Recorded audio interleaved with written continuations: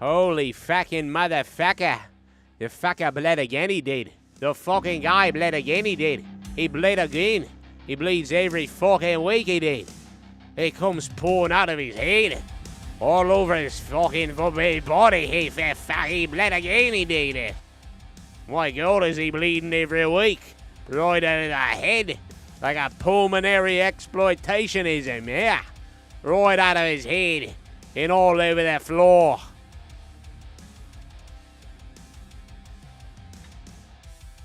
Talking about seeing red all over the damn carpet there.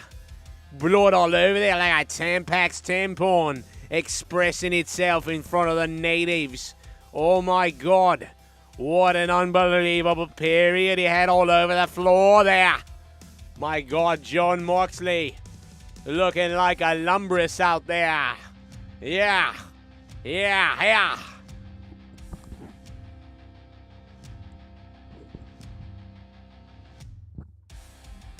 John Moxley having his period again there. All over the floor there. You gotta love it. Our blood, the crimson mask all over the place there. Yeah. I don't know what I'm doing right now, but what's up, everybody? John Moxley bleeds again. And he had someone else's blood on him at first. So I was like, oh, does this count? He's got blood all over himself. But it's not his, so I'm not sure if this counts. And then he had to go and actually bleed. But he's about to be in a Texas death match coming up. So what does that mean? What does the Texas death match look like? Because every week it looks like a fucking Texas death match happened all over his face. So what are they possibly going to do? To really, make us be like, wow, this is a Texas death match. Because we basically see one every week with John Moxley, almost. It better be damn good. It's going to have to be really good. Like, this Texas death match is going to have to blow our brains out. What's up, guys? How you doing? You need to go ahead and hit that like button right now so I get that shivery feeling down in my balls, all right? That's where I want it. So AEW tonight, the poll is up. We're going to start the show in about a minute and 30 seconds. Here's the intros. Enjoy. We'll be right back. Hit that like button. If you're in the chat, you guys can super chat. Leave me a couple bucks if you want to support the channel, or if you want to super chat, whatever. Or you can use the Streamlabs link, which I'm putting up right now. Link to donations. That's the only way to keep the shows on the air and keep things going and keep it rolling and to piss off the trolls by donating. Love it. I'm going to gargle your piss. We start in about a minute 30. Joe, if you're listening, you stupid fuck. He looks like one of those guys from Long Island that wants to be a white rapper, but he's 30-something years old, lives in his parents' basement with the droopy cap and the whatever, but he thinks he's Howard Stern, and he's got a cool way of talking in the microphone, and he's a shock jock or whatever, and somehow or another he accumulates followers on Twitter. It's fucking pathetic. So please, nobody listen to anything involving a guy named Joe Cronin, because it's just so fucking sad.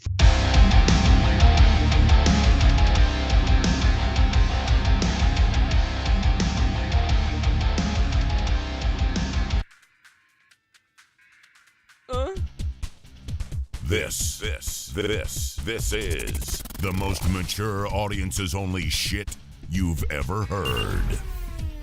Period. From Boston.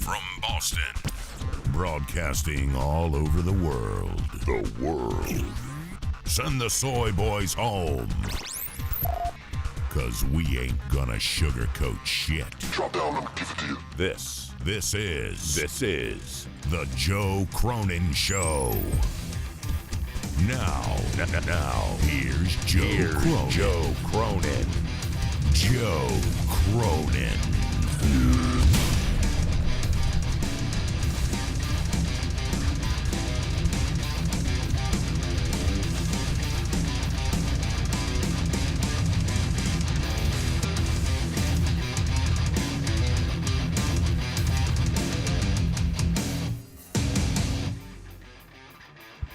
Oh, ladies and gentlemen, boys and girls, children of all ages, wrestling fans around the world, and everybody in here with a gigantic erection. Oh, let's get ready to suck it! Yes! Everybody making jokes. Joe Cronin left us for Star Trek. No, don't worry, guys. I just had a little bit of tons of work to do outside of YouTube this week. A lot of medical things. And massive depression. But it's okay. I'm back from the depression to be with you guys. Although I did put out little clips on my Star Trek channel. And I am pumped for tonight's episode 2, Star Trek Picard. Episode 1 is free on YouTube tonight, by the way. Get ready for that if you're somebody holding out on Paramount Plus.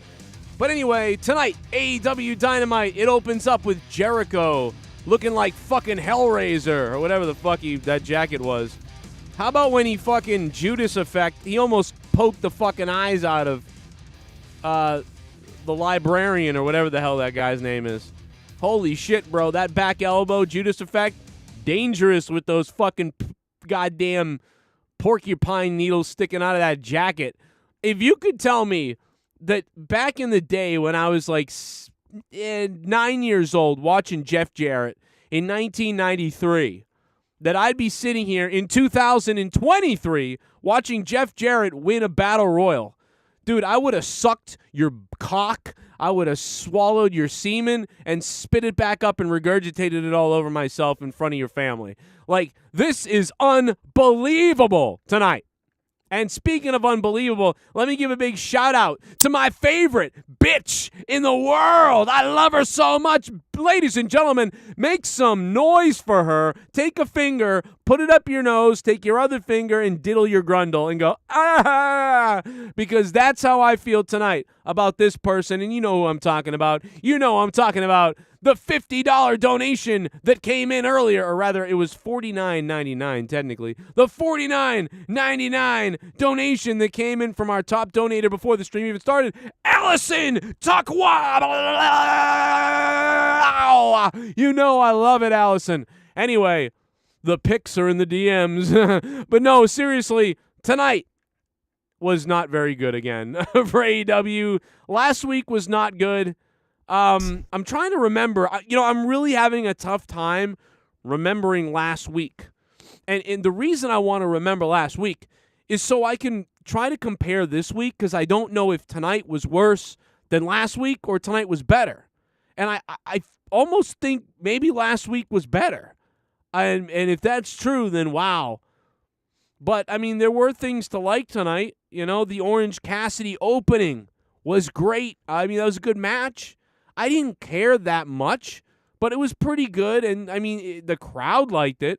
I don't know if it fully translated, over TV for everybody, but the fans liked it out there. So I thought tonight was all right, but I just didn't, I wasn't loving it. It was just a nice show. It was okay to watch.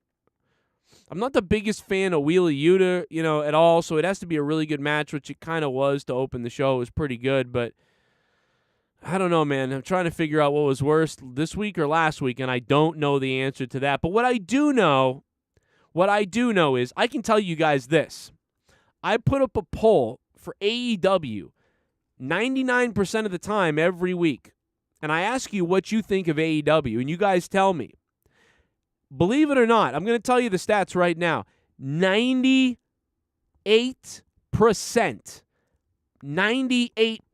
of the time, the ratings in the chat poll equal a thumbs up from you. That means at least 50% of you or more said it was amazing or good.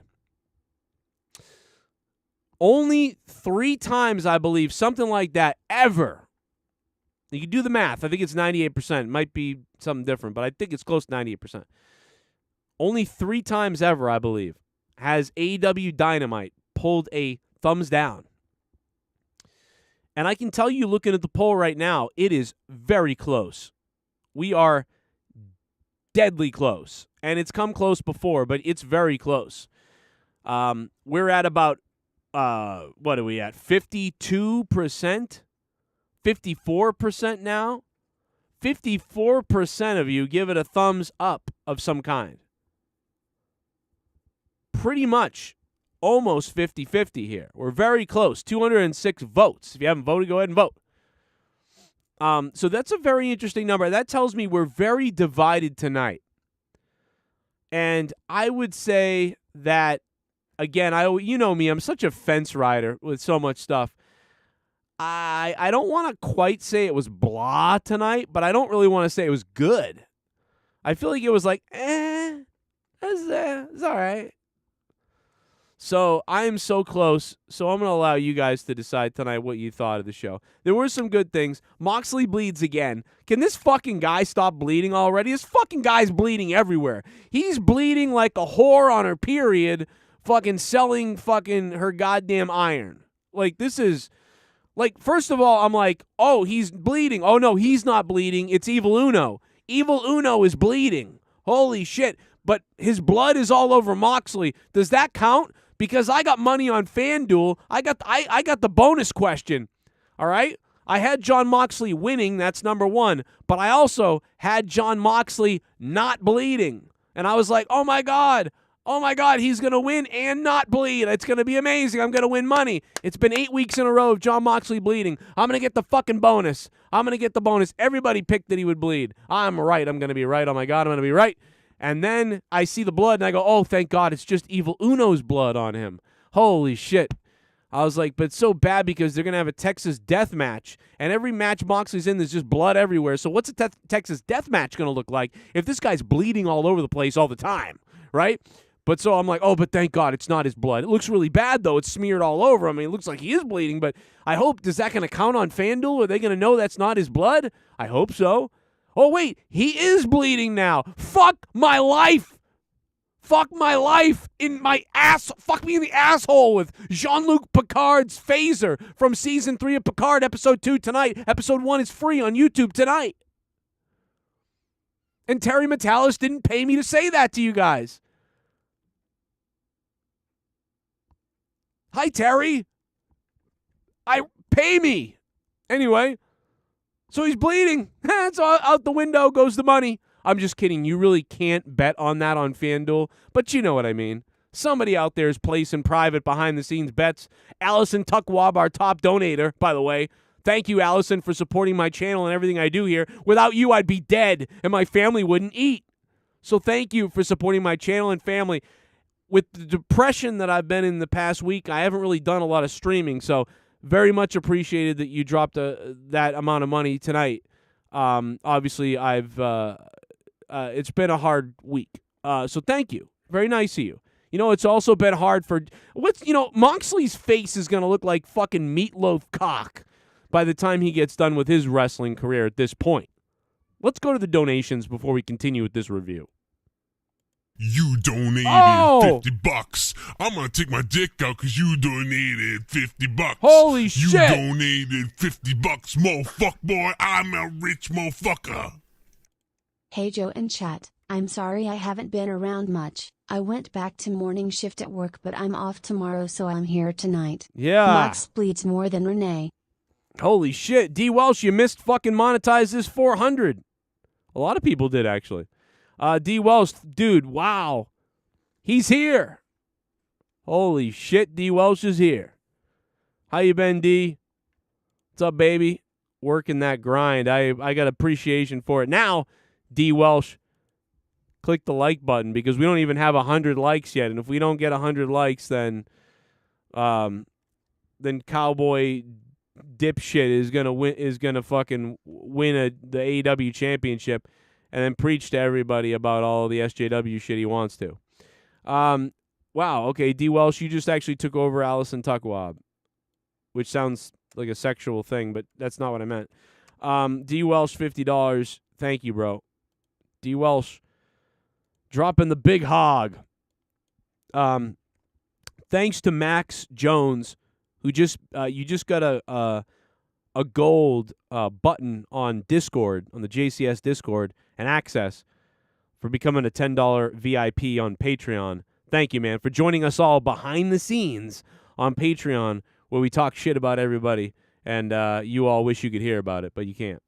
Patreon.com/Joe Cronin Show. Anyway, so Orange Cassidy and Wheeler Yuta go out there and have a fucking just crazy fucking circus wrestling show fight. Crowd seemed to love it. I thought it was all right. I didn't care too much about these guys. I wasn't that into it myself. Crowd brought me into it a little bit towards the end, which is what you're supposed to do. So that's cool. 22 minutes go by, and Orange Cassidy retains. Not bad. Then we see Evil Uno talking to Hangman earlier. And if you were Dark Order, you would understand. It's time for us to stand up for ourselves. So John Moxley, tonight, you get to find out exactly why my name is Evil Uno. Now, is this still Evil Uno? Like, is he sick or something? That doesn't even look like Evil Uno anymore. Those big eyes. I mean, I know it's a new mask, so maybe that's what it is, the new mask. I don't know why. It just doesn't look like Evil Uno. Like, did he get COVID for a couple weeks and then start working out? Or is just the mask throwing me off? And maybe it's just the mask. But damn, it don't look like Evil Uno to me. I don't know why. But anyway, I don't 100% get this. I guess so is Hangman is the face, I guess? Because whenever you put the Dark Order against somebody, it's like nobody can go against the Dark Order because the whole Brody Lee thing still looms large over that group. Isn't it? So it still blows my mind that we lost Brody Lee. I still sit here and I go, what the fuck happened? This guy came into the company out of nowhere, awesome, in an amazing rescued this group. It was so entertaining. It was a great debut, and we lost him. It's crazy. And then the group still goes on for now. But yeah, Evil Uno. I guess whatever. And it worked, I guess, for what they wanted to do. Ricky Starks came out, in the most boring fucking green. What is this? Like, dude, don't ever wear this again. Don't ever put olive on. Dude, Ricky Starks is dressed like a church hospital from 1989. That's what Ricky Starks was dressed like. That's what you want to dress like, Ricky Starks? Like a fucking hospital room from 1989? Bro, what the fuck is this olive suit? So then Jericho comes out and totally shows him up because Jericho comes out dressed like fucking Pinhead. You want to wear an olive piece of shit suit? Well, I'm going to wear fucking Pinhead spikes. So Chris Jericho comes out already cooler than Ricky Starks. And that's all I can think is that Ricky Starks kind of sucks. And, he could kick my ass, whatever. Got a nice haircut. He's got that gold hanging off him looking like some kind of New Jersey dickhead. But Jericho just looks so cool. Then they start talking like this. Jericho's got no choice now. He's got to sign it. And this is after he elbows Peter Avalon, who he almost fucking spikes through the fucking eyes and head, which was hilarious also, by the way. I've seen this before. He's going to sign, maybe lifts up the pen, and then there it is. Jericho versus Absolute at Revolution. Joe. He signs it over. We're going to get a match at Revolution with these two. I don't care. So at this point, Chris Jericho is officially in cruise control mode, which Jericho has been in cruise control mode several times over the years here in AEW. He's back in cruise control for me. And the pen was funny. I feel bad because they're trying to help Ricky Starks and trying to get him on the map, and they're doing everything they can and everything they should. But I'm like bored. I'm like, boring. Guys, just boring to me for the most part, a lot of times. And so there's a throwaway match that I won't care about until it happens, and hopefully it's good, and then I'll be like, okay. So that is whatever it is. And then, thank God, at this point I'm thinking, man, this show is not for me tonight. I don't care about Orange Cassidy, really. We got to deal with him. He has a good enough match, but I just don't really care. And then that happens, and Evil Uno, and I'm just like, ugh, so far I am not that impressed by AEW tonight. Some people might love it, and that's great. Some people probably liked it, loved it, whatever. That's awesome if you did. Is there something on my face? What the fuck is that? Is that just my face? That's just my face, okay. But now it's time for everybody's favorite part of the show, where we review and rate the Acclaim's rap. Let's listen. Still suspended. Here we go. Yeah, it's a fluid situation. Very fluid.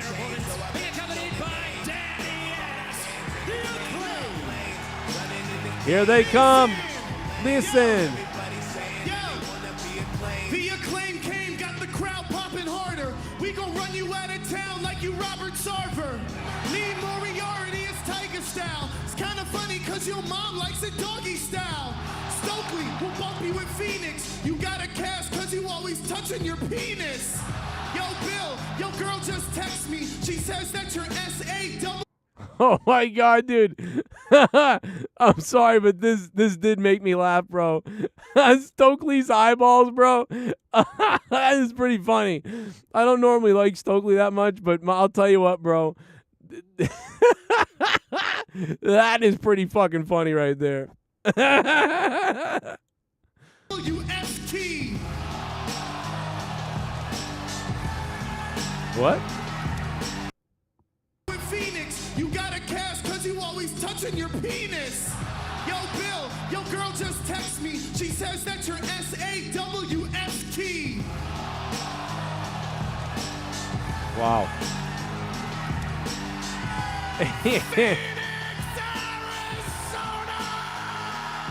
A lot of, see, this tells you how little I know about Phoenix. He said so much stuff about Phoenix locally that I didn't understand, that it didn't work as well for me because I was like, wow. But hey, I'll give it a 7 out of 10. Another good one from another good one from the Acclaimed, baby. I love it. Great. So that part woke me up. I was like, all right, here we go. The Acclaimed. It's time to go, baby. Tag team match. Big Bill out there, who took a fucking header into the post several times.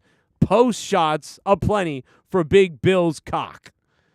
And then, all hell breaks loose. And I thought this was all right, though. The Acclaimed on the top rope here. Who is it? Mic drop. The Acclaim win. So they're in. So that was a pretty good time. And then Christian comes out and he starts beating the shit out of Jungle Boy. And at this point, you know what I started thinking was like, this feud is still going on. It's weird because it's like, it's still goodish and it's there. But for me, it's like, I feel like my brain has moved on from that feud. I don't know why, but my brain has moved on. And I think they dropped the ball in this creative direction. And if I was writing the show, this is what I would have done. I would have had Christian Cage, because you can't just have him come back and beat up Jungle Boy, or you can't just have him come back and be like, my arm's in a sling. Just kidding, I'm back. That's stupid. He's already beat him up several times, dastardly with a chair, or jumped him, or poked him in the eye and did something like that. Fuck all that, dude. Fuck all that. You know what I mean? Fuck all that. What I want to see is a story. You need to really grab my brain to reset this story, because I've already seen all this stuff a whole bunch of times, and my brain has already moved on from this rivalry. So seeing Christian come out and just beat up Jungle Boy again and again, it's not affecting me at all. I'm just like, all right, there it is again. Ah! So here's what should have happened. Once again, Tony Khan, feel free to call me anytime. You can call me on your cell phone, because if you had done Jon Moxley driving a boat to crash Chris Jericho's boat cruise, it would have been epic, and you missed out on it. So here's another time you've missed out on something. Christian should have hit Jungle Boy in the parking lot with a car, or something to that effect. He should have been hit by a car, a mystery driver. We don't know what happened.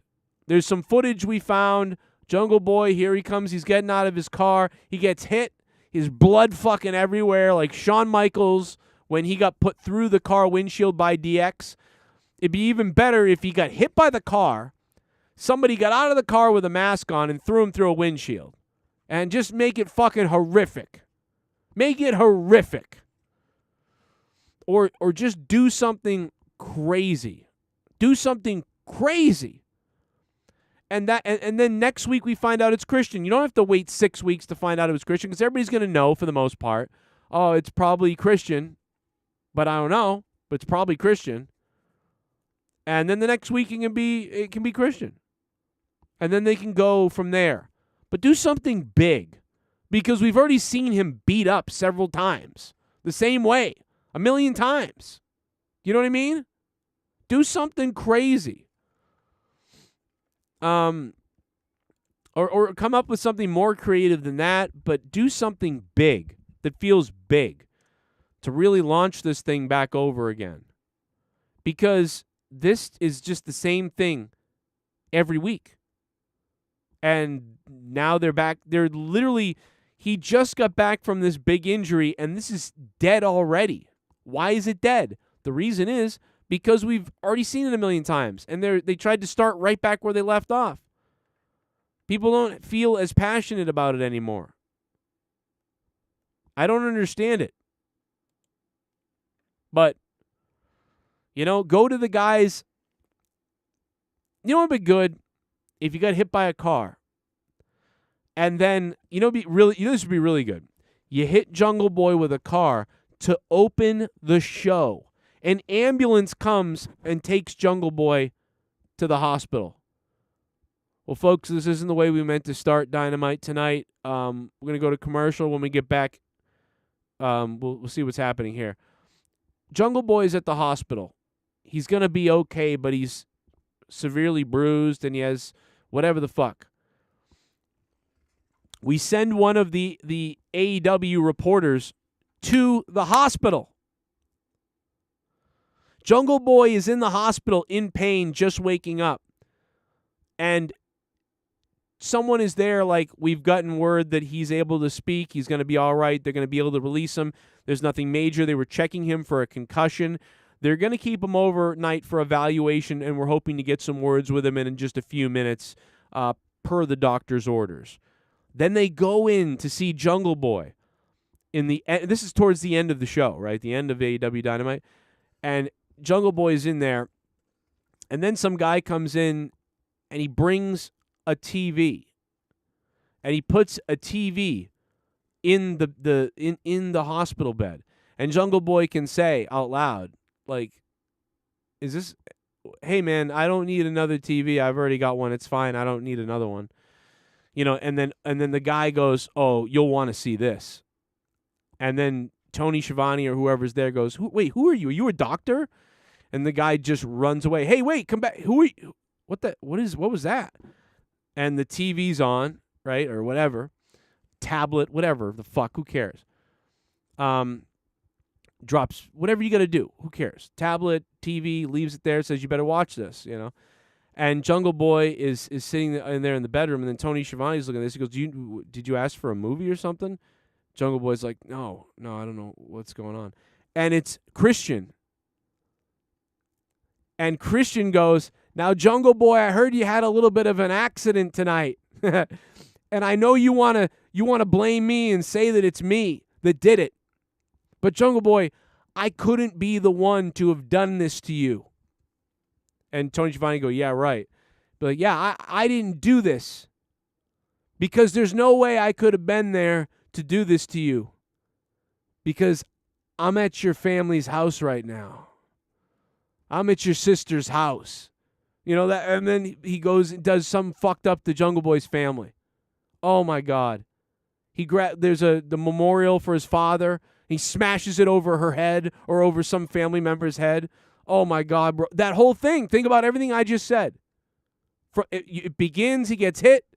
He's in the hospital. We're waiting to see if he can evaluation. Everything's okay. They're going to keep him overnight. We can talk to him now for a second. And then that happens. And then we find out when Jungle Boy finds out, hey, Jungle Boy, man, I didn't do it. And you're like, yeah, okay, we all know it was you, Christian. Yeah. But it couldn't have been me because I'm not there because I'm at your sister's house. You know, oh, my God, bro. It just fucking would have been great. It would have been great. But this is just, oh, I beat you up again. I beat you up again. I beat you up every week. I was beating you up, then I got injured, then I came back and I'm beating you up. Bah, I'm beating you up. I don't know, man. I'm just like, do something more creative. And that's a mix of the Stone Cold storylines. Like, it's a mix of all of them, right? It's the one where, you know, it's the one where, like, you know, Randy Orton goes to Triple H's house. It's the one where Stone Cold goes to Pillman. It's the one where Stone Cold is in the hospital. It's the one where, you know, Stone Cold gets hit by a car. It's literally a mix of all of those stories, and you throw it in all tonight. Whatever, that's me. That's my idea. Oh, shit! Oh, shit! Somewhere after midnight, in my wildest fantasy, somewhere just beyond my reach, there's someone reaching back for me. The Soundwave 92! The thunder, rising with the heat. It's gonna take a Superman to sweep me off my feet. I need a hero. I'm holding out for a hero till the end of the night. And he's gotta be strong and he's gotta be fast. He's gotta be fresh from the fight. I need a hero. I'm holding out for a hero till the morning light.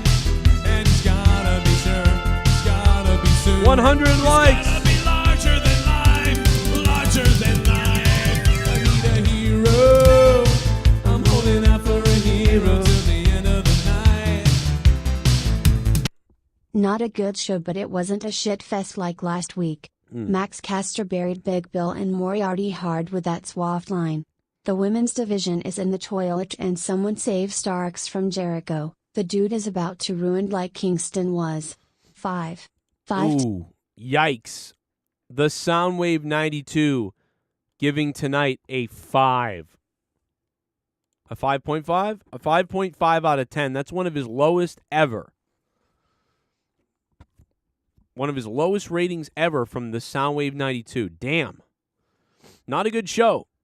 I think it was probably better than last week. Yeah, I think tonight was better. Some people said it was worse, but Soundwave, man, thank you for the $40 drop. I would say that, yeah, I think tonight was better. It was like safer and put together from beginning to end. Maybe better. I don't know. Mikkel, hope you're okay, man. I mean, I think, wasn't last week the first week in forever that I've given Raw the better review? I think last week was the first time. By the way, Captain Jean-Luc Picard. Look, it's Jean-Luc Picard is beaming out of my shirt. That's what's going on here. It's a transport effect. Jean-Luc Picard of the USS Enterprise. I'm in full Star Trek mode because Picard's actually pretty good so far. And I'm, like, excited about Star Trek. I'm more excited about Star Trek than wrestling. That's how bad wrestling is. And Star Trek has been terrible. But now that first episode was good. I can't wait to see tonight's episode of Picard. I'm so excited. Can't believe it. I'm more excited than wrestling. So that's why I'm wearing my Star Trek shirt. Because I'm a dork. But yeah, I'm just over this. I would write this way better. I feel like, I'm a moron. And probably soon I'll be in jail or dead. But, I still think that I will die not knowing my full potential as somebody who now I now want to be a writer of stuff. I want to be a booker and a writer of everything. Because I have these stories in my head and what I see is sometimes pretty good, but there's just so much more that could be done.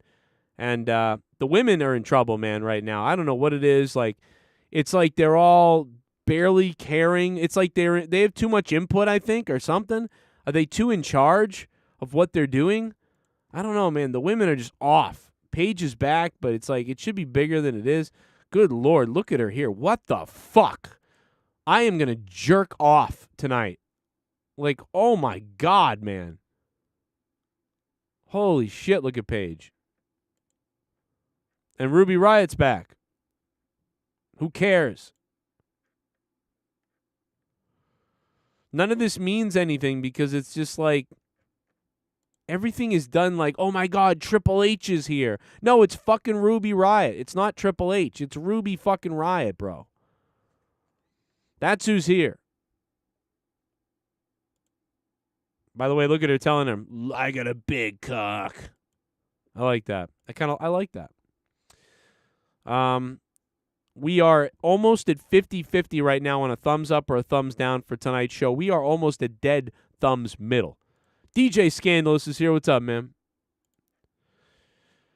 I probably would be Turbo. Turbo goes, Joe would be pressing Tony to spend money on those location segments. Yeah, that's true. I'd be like, please, Tony, dip into the budget. Just like in Star Trek, bro. Dude, Paige was the only good thing about the show, says Sean. Her boobies. Yeah, dude, her boobies are nice, I guess. We're all pigs, you know, but because that's all there is.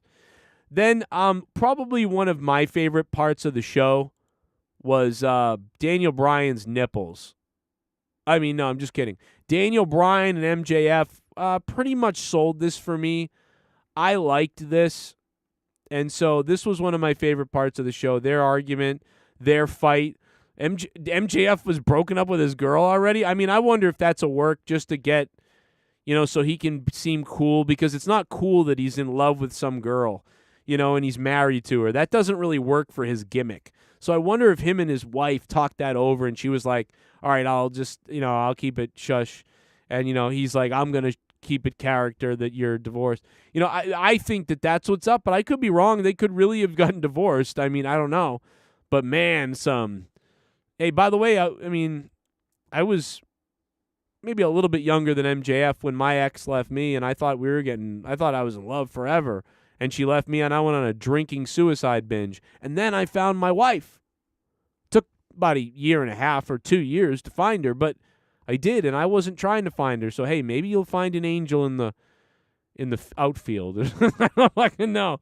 But I don't know if it's real, but it was great. And so that was really good. That helped the show. At that point, I'm thinking, all right, this show's a 6 out of 10 now for me. I think, because of that. The pull apart, the yelling, we've seen it before. Women cut weird, cringy promos. The Battle Royal was all right enough. Jeff Jarrett wins. Kind of like that. It was all right. And it took up a lot of time, like 30 minutes. And then we get to the big announcement. Yay! I can't wait. What's the big Tony Khan announcement? Well, guys, actually, I've got an announcement, but I'm not going to tell you. I'm going to let one of the superstars do it because I'll butcher it. So Tony Khan, right when he says that, I go, oh, fuck, this is going to be dumb as hell. And it was. I got a big announcement tonight, guys. Guess what? We're going to cut into Joe Cronin's after the show ratings by extending the show into a behind-the-scenes all-access bullshit. We all want to talk about the show here, and now you're going to fuck that up by having some show that we all have to now watch to see. What are we going to see behind the scenes? You guys won't even acknowledge the fucking CM Punk shit. Who the fuck cares? I don't give a fuck because you don't even acknowledge that the CM Punk shit. Am I going to find out how fucking lame of a fighter Kenny Omega is? And am I going to find out how badly CM Punk's dog got fucked up? No? Well, then I don't give a shit. Unless you're going to release the video of that shit, I don't care. What am I going to get? Videos of Renee Young being a fucking queef head in the back with the wrestlers, flirting with all the male wrestlers? I don't give a fuck. You know what I want? A show that doesn't suck.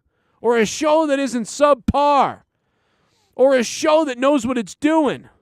Now I got to deal with, wow, we're all big stars. Watch our reality show. Fuck you, Wolverine, with your fucking X-Men jacket. You fucking stream on Twitch, you little arm twerp. I'm bigger than you, Adam Cole, and you know it. And I'm talking about down there, Daddy. How many kids do you have, Adam Cole? 0, right? Oh, wait, you got 1, right? You got 1? You got 1 kid, is that true, or 0? Is it 1 or 0? Somebody tell me, how many kids does Adam Cole have? Because I got 3, because I was pumping it and pumping it and pumping it into her while you were on Twitch streaming, begging for little bitty buys to come in for yourself, even though you're already rich. You scumbag, lion-looking, fucking anorexic prick with a fucking John Moxley's wife smiling at you like you're next, okay? Motherfucker, I will fuck you up in the ring. I'll rip your stupid watch off your hand. I'll stab you in the eye with it, and then I'll make Britt Baker fill my fucking cavity before I fill her asshole. Okay, you stupid son of a bitch? Don't ever wear that fucking Pittsburgh Wolverine shit out again. And how dare you do an interview with Renee Young in a fucking wedding fucking ballroom fucking goddamn little fucking stage background. What the fuck is behind you right here? Are we at the auditorium? God damn it, bro. It's going to be fun when you lose your hair because you're going to look like anorexic Ernest who takes it up the ass. Okay, I can't wait. Renee Young looking like she's looking for new cum. Sorry, but the show is a little lackluster tonight. And this is what happens. And when there's a big announcement and it's just more bullshit, I don't buy your fucking big announcement because you won't even talk about CM Punk fucking his dog being injured. Okay?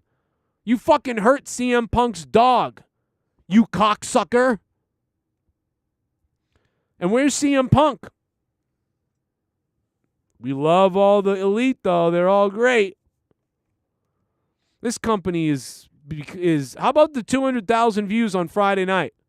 You know, I thought the big announcement tonight was going to be that Rampage is done. That's what I thought. I was like, oh, the big announcement is Rampage is over. Or the big announcement is going to be that Rampage is becoming Ring of Honor, which is actually what I thought it was. I was like, bro, it's going to be a Ring of Honor announcement. So this was not as bad as it could have been. It could have been worse. It could have been the video game. The worst could have been anything to do with another company, including Ring of Honor. That was the worst. If that was what it was tonight, I was gonna break every fucking screen in my fucking house. I was gonna smash shit. I was gonna rip the fucking walls down. I was gonna grab my fax machine and throw it through a fucking wall. And then I was gonna run down the street, jerking off, looking at everybody and hoping to get arrested and killed. That's what I was gonna do. But luckily, it wasn't the video game, and it wasn't Ring of Honor, and it wasn't Rampage's move into a different night or something like that. But it wasn't exactly anything really big or special either, other than we're going to dip into your post-show viewership and let the wrestlers behind the scenes as if we fucking give a shit at this point. Although, it might not be a bad idea because that show could end up being better than the regular shows, right? So we'll see what happens. There's a chance that if the show was good enough, it could beat tonight's show. And then at that point, you should just make AEW a 1-hour show on YouTube and then just film all the behind-the-scenes stuff and then make that show. But, you know, I don't know. Take my ideas and stick them up my ass, I guess. You know what? I miss the days when WWE used to take my ideas. Like, we have dead-on proof that they took several ideas, which is fine. I actually miss that. Cesaro ripping off his suit. I mean, that video is still up. And then 2 months later, Cesaro had a suit that he ripped off in his entrance. You know, and that was a good idea. I'm convinced that was a great idea that wasn't fully utilized, to be honest, but was a good idea. So, you know what? I wish they'd just rip my ideas off again. And other people's ideas. There's lots of people out there with good ideas. Take them all. Because this sucks. Shit bum. Joe, I know depression sucks. I'm currently stuck on alcohol right now. Oh, okay. But keep your head up, my dude. Here's $5 for a coffee tomorrow.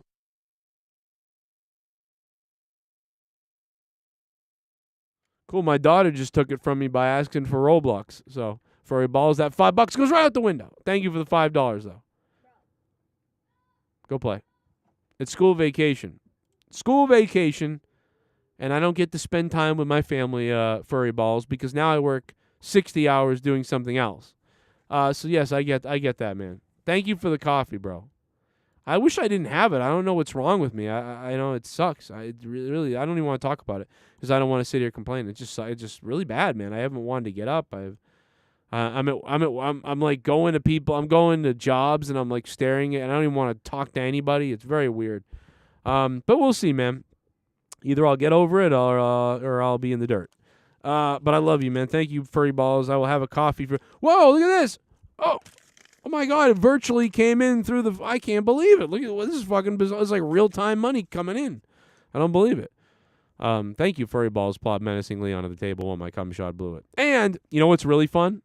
When your company decides to tax you the full 22% from your check. When you used to be taxed about 9% because you claim all the dependents in your house, but your company tells you, oh, don't worry, at the end of the year, you'll get that percentage back. But to save us money, we're defaulting to the 22%. Oh, so I'm going to lose $1,200 from my paycheck every week or every month? Yeah, but don't worry because you'll get like $12,000 or $15,000 back when you do your taxes at the end of the year. Oh, no. See, I owe the government like $60,000, the IRS. So they're just going to take that money from me. So I actually won't get it. Oh, well, that sucks. Yeah. And even if I didn't, it still sucks to lose $1,200 a month that you kind of need. Don't you see that? Oh, yeah, but it saved us money. Okay. Put a bullet in me. Anyway, thank you, Furry Balls. Plot menacingly onto my mother's anus hole and onto my cock smoker. DWELSH is the $50 top spot, and we are right now just about towards the end here of AEW Dynamite as Mr. Anorexic Wolverine himself, Adam Cole, gay. I'm just kidding. I like Adam Cole. I don't know why I'm burying him so bad. I like Adam Cole. I'm kidding. But this, I really don't care about this that much. And poor Adam Cole is like, oh man, this ain't gonna go.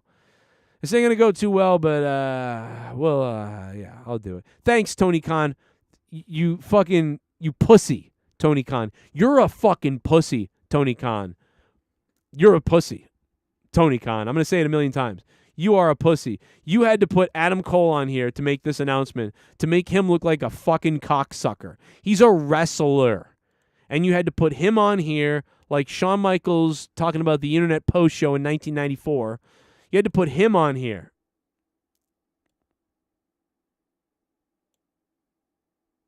You couldn't make the announcement because you knew that you were going to get shit. I'm assuming. So you put Adam Cole out there to do it.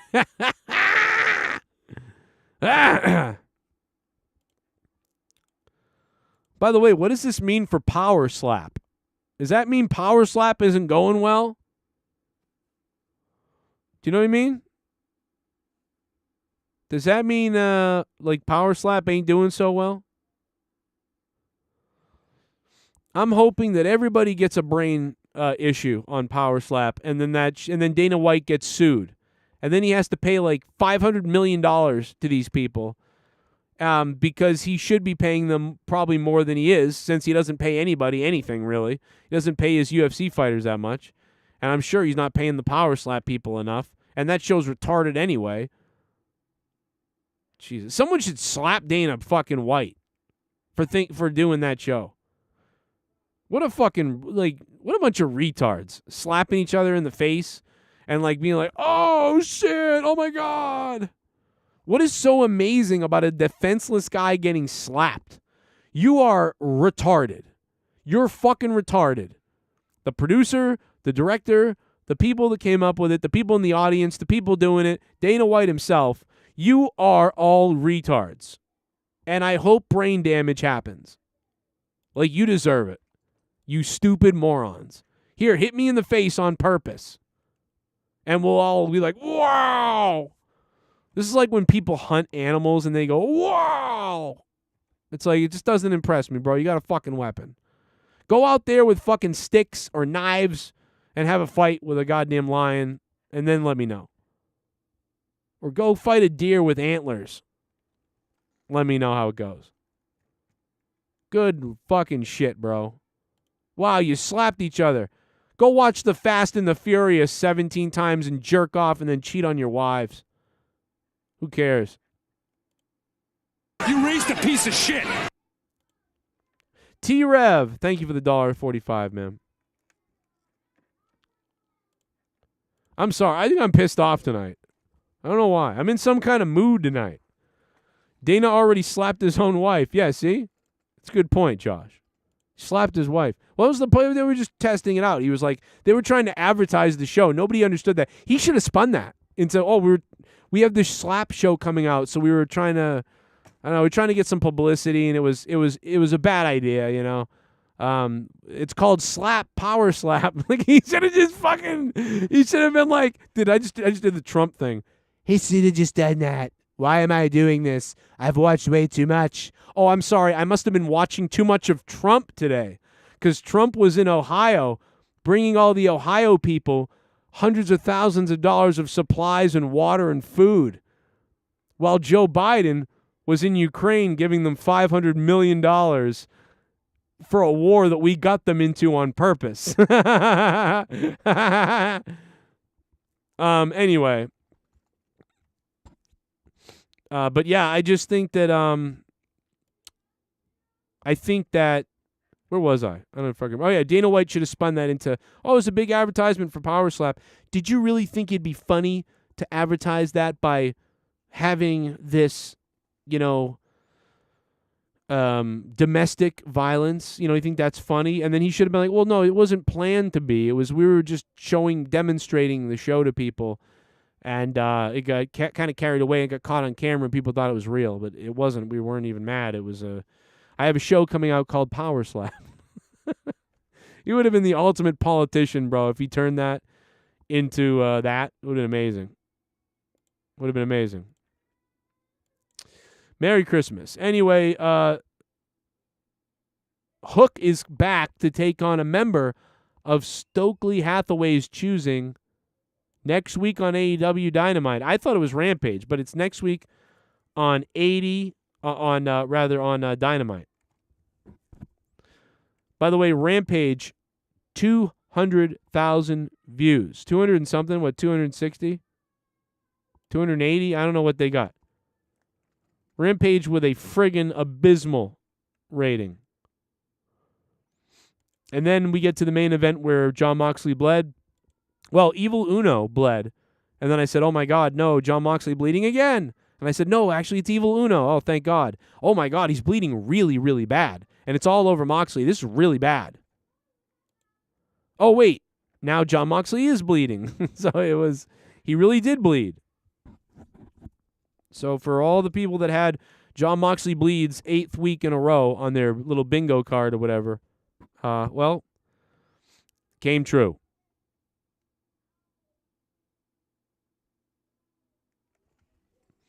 So I would probably give tonight's AEW Dynamite, I'm going to give tonight's show a 6 out of 10. Soundwave 92 gave it a 5.5, and me and him are usually really, really close. And so I think that's pretty accurate because we are very, very close. Yeah, Rampage. Man, Rampage is in trouble. That is a nightmare number. I'm going to leave this briefcase right here. Oh, shit. I'm going to leave this briefcase right here. Allison Tuckwab. I'm going to leave this briefcase right here. I'm going to leave this briefcase right here.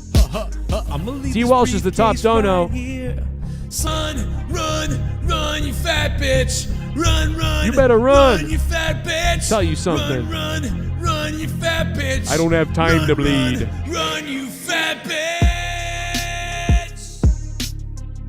Run, you fucking fat bitch. You gotta run, don't you know? You gotta run, don't you? Think I'm a fucking terrorist.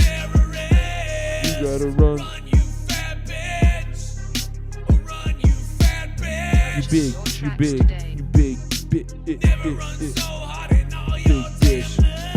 bitch. You big bitch, yeah. You big bitch. Run, you fat bitch.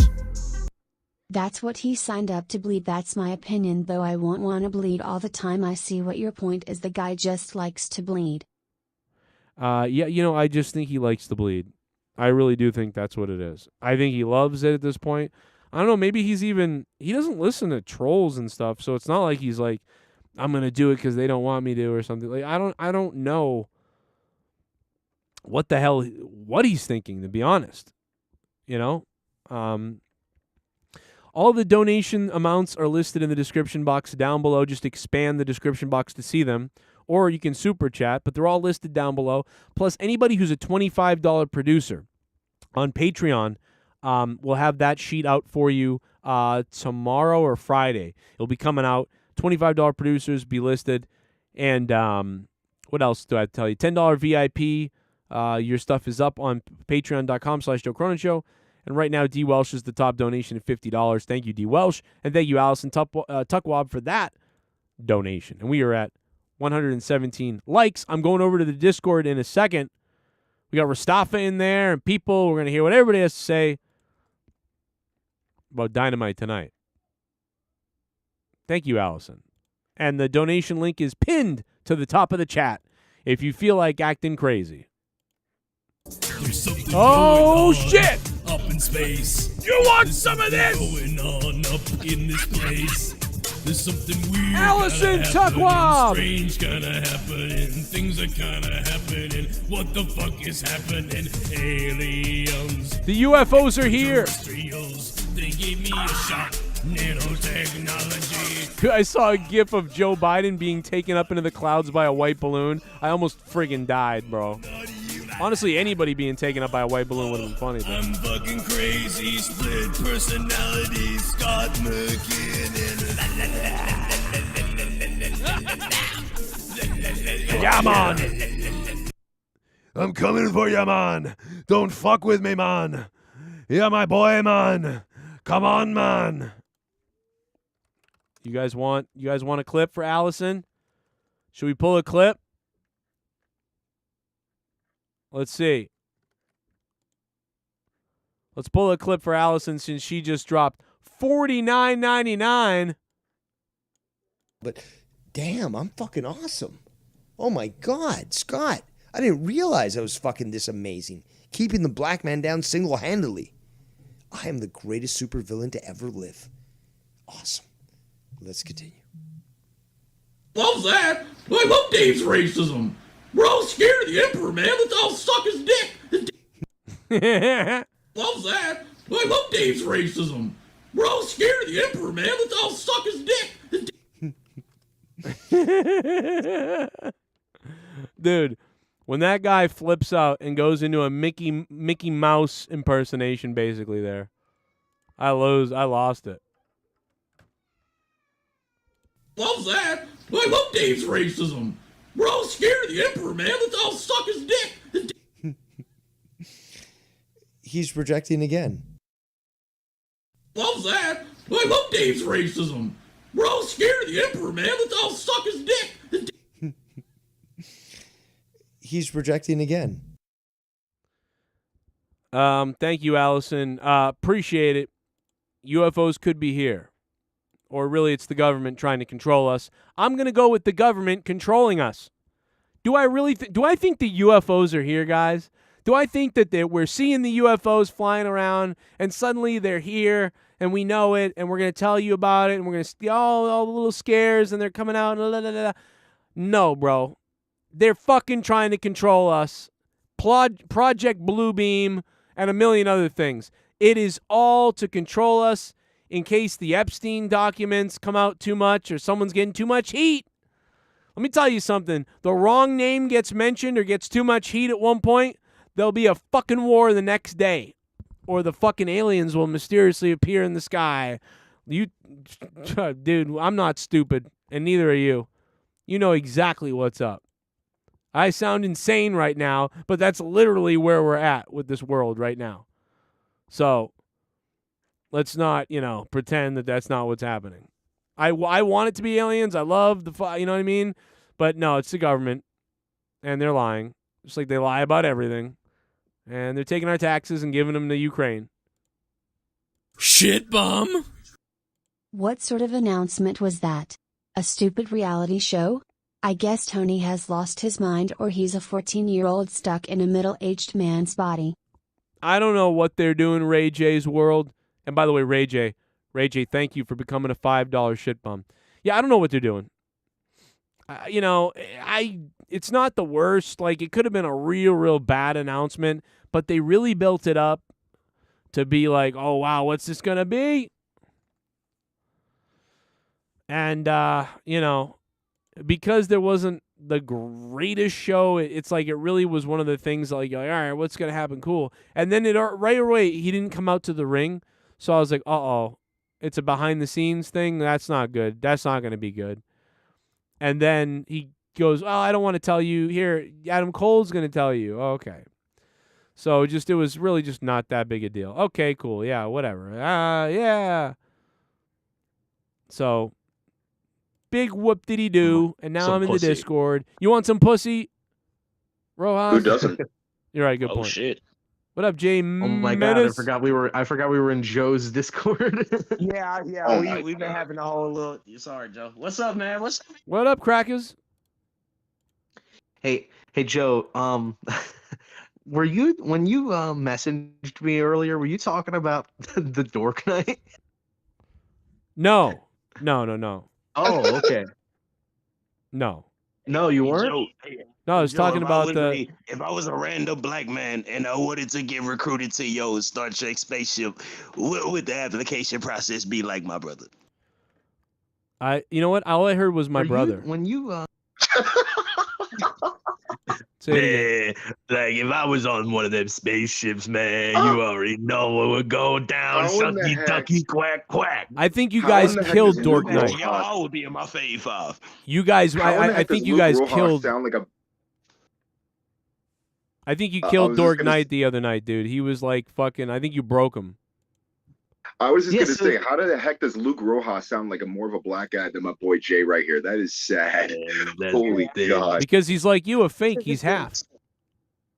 How am I fake just because I'm half? I'm just kidding. It's a mean thing to say. I'm joking. Yeah, you're horrible. I would never say that. Rastafa is always my horrible, brother.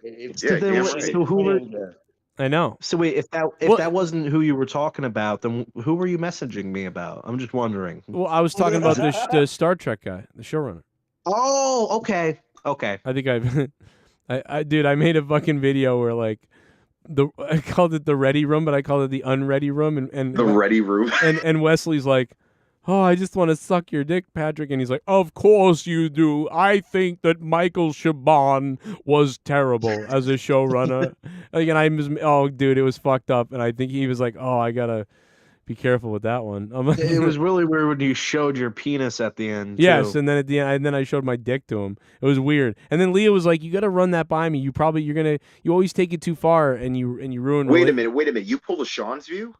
Yes, but only with one person. No, I'm just kidding. No, but anyway, okay. Listen. So, what do you guys think of the show tonight? I thought this is one of the, I'd say it's the top 5 worst rating I've ever seen in the poll. All right, so I'll start off. Now, personally, as far as the announcement of like the reality show, I mean, I wasn't a fan of that segment. I wasn't a fan of the women's match. I was a fan of the women's promo that that happened before, and I thought it was okay. Opening match was great. The finish to the Rumble, to the tag team battle royal, I thought was good because you need a heel team in that match, and who better than Jeff and Jay. As far as the MJF and Bryan Danielson promo, great promo. And again, I wasn't following up the past 2 weeks other than just like the little bits here and there. And the fact that Moxley is bleeding every week, I'm like, dude, this guy bleeds more than a teenage runaway on her period. And I'm like, why is this happening every week? But as far as like he bleeds more than Triple H did in the fucking 2000s. I mean, yeah. Well, I mean, on a weekly basis on television. I mean, at least Triple H had the decency to do it on pay-per-views where it actually mattered a bit more. But as far as my opinion of the overall show, I thought it was an average show at best. I gave it a 6 out of 10 myself, mainly just because of, again, the great wrestling that we did have in the beginning of the show. I'm not a big fan of Moxley constantly bleeding every week. And even if they were doing a first blood match, I'm like, the whole point of it is not to bleed every week, because then I'm thinking you're going to lose the match. Unlike, you know, Austin and Undertaker or KANE and Austin from yesteryear. You know what I mean? So, like I said, average show, wasn't overly hyped about it. And for me, I just disagree with the fact that everybody's like, oh my God, this is the worst show. And I'm like, I don't feel that way personally. I think there have been worse shows. Yeah, I think there's been worse ones. I thought this was all right-ish. You know, it was enough to, and I do think last week was worse. But yeah. Jesus, I don't think I either just had heartburn like crazy or I'm having a heart attack. I don't know. Fucking holy fuck. Well, dude, you practically went off. You know, yeah. We want the aliens. You know, but no, I it's just you know, the show was it was all right. It was like I said, it was, you know, and we had people bleeding everywhere. Yeah. God fucking that. Are you talking about AEW or are you talking about Picard? Because that's the same fucking tone that you use. Like, it was all right. It was all right. No, it wasn't bad. No, it was no. all right. No, I thought Picard was good. I thought this was below you like that. this season, don't you? Well, there's only one episode, and I gave it a 7, and this is a 6, so you can see why my tone is like that. If you hit a 7, like if this show had hit, I want to say sorry. No, if this show had hit a 7 tonight, I would have been like, yeah, that was good. That was a good show. You know, it was a nice 7. You know, but to be at a 6, aren't you the one who always says? Aren't you the one who always says that a 6 rating is good? It is good. Is very good. They got a thumbs up. No, it's not very good, but they got a thumbs up. I mean, for me, absolutely.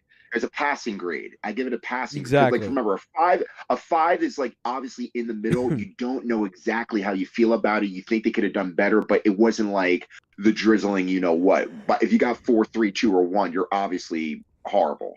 5 is average. 5 is average. 6 is good. 6 is good. 7 is above good. 8, 9, which I've rarely ever seen Joe ever give a 9 rating. I probably have I gave a 10/10 rating for the Brody tribute, and that was obviously probably one of the top, if not top 3 best tribute shows that I've ever seen. Yeah, I think Joe, or just in general. I can't remember, but I think Joe gave like an 8.5 one time to a SmackDown in like 2016. I think the last time I remember it. I think I've given 2016 was going crazy. Yeah, I've given AEW a 9 at one point, but it might have been a pay-per-view. Yeah, but like I said, it was rare. It was rare for you to give it a 9. Yeah, it's been rare. It is rare. It's been rare. I really hold on to those. Hey, Joe, the one thing I wanted to say real quick is that I just wanted to give you your credit and props and shout out to you for you holding your convictions. And I wanted the people out there to know, because a couple of weeks ago, I asked Joe, hey, Joe, before this show comes out, you've been hearing people say it's good. Do you want to stand on it right now? He said, yes, I do. And Joe, I want to give you your props for standing out on your convictions before you even got a chance to watch the show, before you even got connected with the people that make the show. So congratulations to you, bro. I'm happy for you. And this is the type of energy I was talking about. When you're happy about what you're talking about, I'm here for it. I don't care what it is. He's literally the Jonathan Coachman of this show. I'm telling you right now. No, Jonathan Coachman has this weird, like, Ray Romano voice. Mustafa, I promise you. I'm playing, Jay. I'm playing, Jay. Relax. Nah, no. Me and Mustafa got like a friendly rivalry, bro. Like, we should do like a 5. Because you guys are black. That's why. We'll call it frenemies, blackamies. Yeah, and then pretty much, who's gonna become the co-host who goes, yeah, but you right, boss, you right, Joe. Hey, look, I ain't shucking and jobbing, so Mustafa can have it. The yes N word. Me and Pacharo are gonna fight for who's the biggest retard cocksucker. Oh yeah, my gosh. I'm pretty sure that's what Dork Knight thinks about everybody after being on last week. I think we took years off his life. I actually did you see what I timestamped where it's like he starts talking about like women he's attracted to? Dude, he's like, I'm more into, he said so many red flag things. It was unbelievable the other night. I'm into Mandy Rose, Asuka, and I'm like, children. Yeah, it was like, also, what the fuck? Y'all were begging for black representation on that show because there were some things that me or Mustafa would have had an opinion on. I would have loved to fly him. We just weren't there. You know, now you, Joe. Yeah, now we you got needed two it. black guys. We were calling for Mustafa. We were like, I don't know if he's at a play or something, but we need. No, you know what it is? I know what it is. Dork is so. Shout out Dan Kennedy. He was like, "Where is Jay Menace at?" Yeah, I should have been there. Dork Night was so white that my white guilt was coming out. It was weird. I kind of felt though, because like he does seem like a nice guy, but I think it's just funny to just like completely troll him at every stop. Like he wasn't ready for this. No, that's not when I. He was not ready. Like you'll make like a joke or like a sarcastic comment, like you know what, fuck that bitch in the ass. He's once you see guys, we really shouldn't joke about stuff like that. Yeah. And normally once he got I'm the guy bothered, that's it was playing over. straight. Normally I'm the straight dude, and then all of a sudden, like everybody's ganging up on this guy, and he's making me feel real uncomfortable. So I saw. No, he wasn't even. He got bothered, but he still stayed on, and he's still like I think a donator pointed it out. Like I like got on him. I'm like, stop bringing up your whys. Like, he's a nice guy.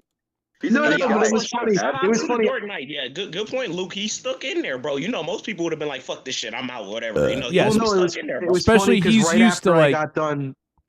Right after I got done roasting him about telling like a million stories, he's just like, actually, I don't eat McDonald's because it really hurts my stomach. And he goes into like his medical stories about like his stomach issues, just completely ignoring my point that I just made to him. Yeah, he was like, let me tell you some more. He was like, who is this guy? He's talking shit. And then you said something smart later, and he was like, who is this guy? He is intelligent. I'm like, bro, that's the same dude.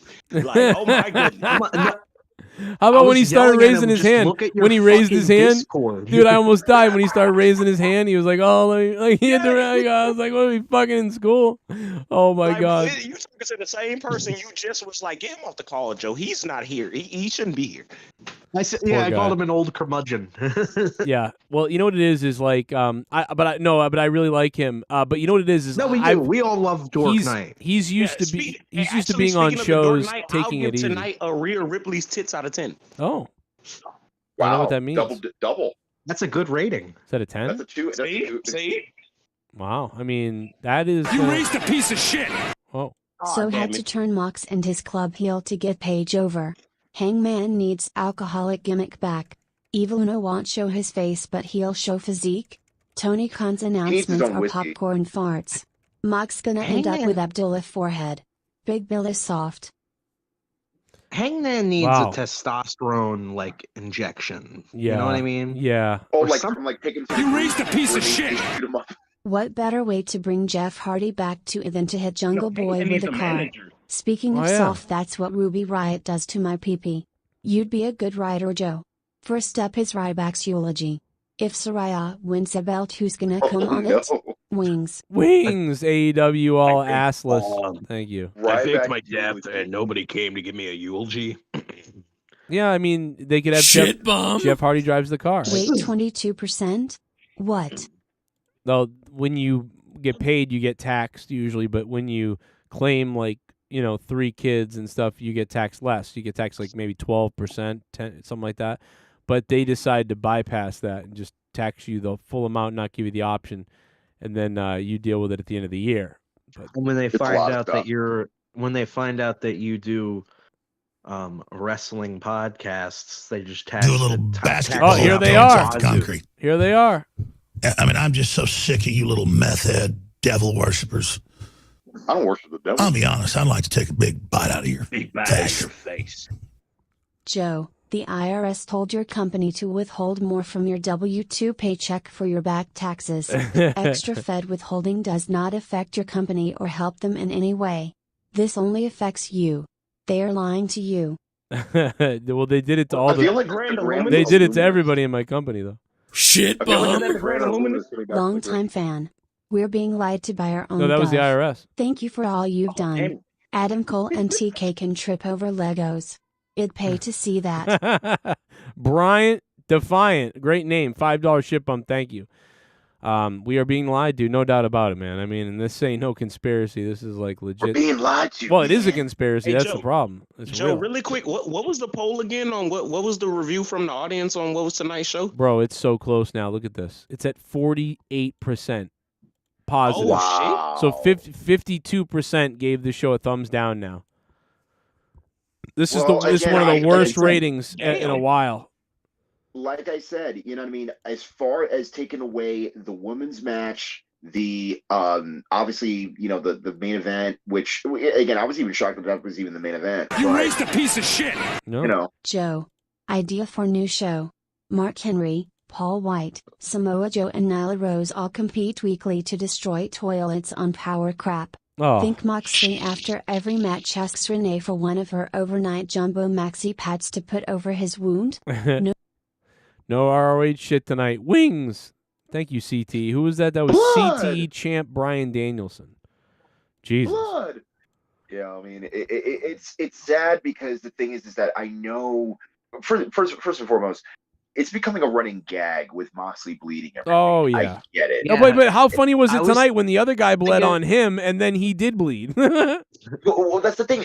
Honestly, I think he's trying to troll us legitimately at this point. Well, he's only because- scalding himself in his forehead, so who fucking Well, I mean, again, way to show us. Well, no, the ultimate troll.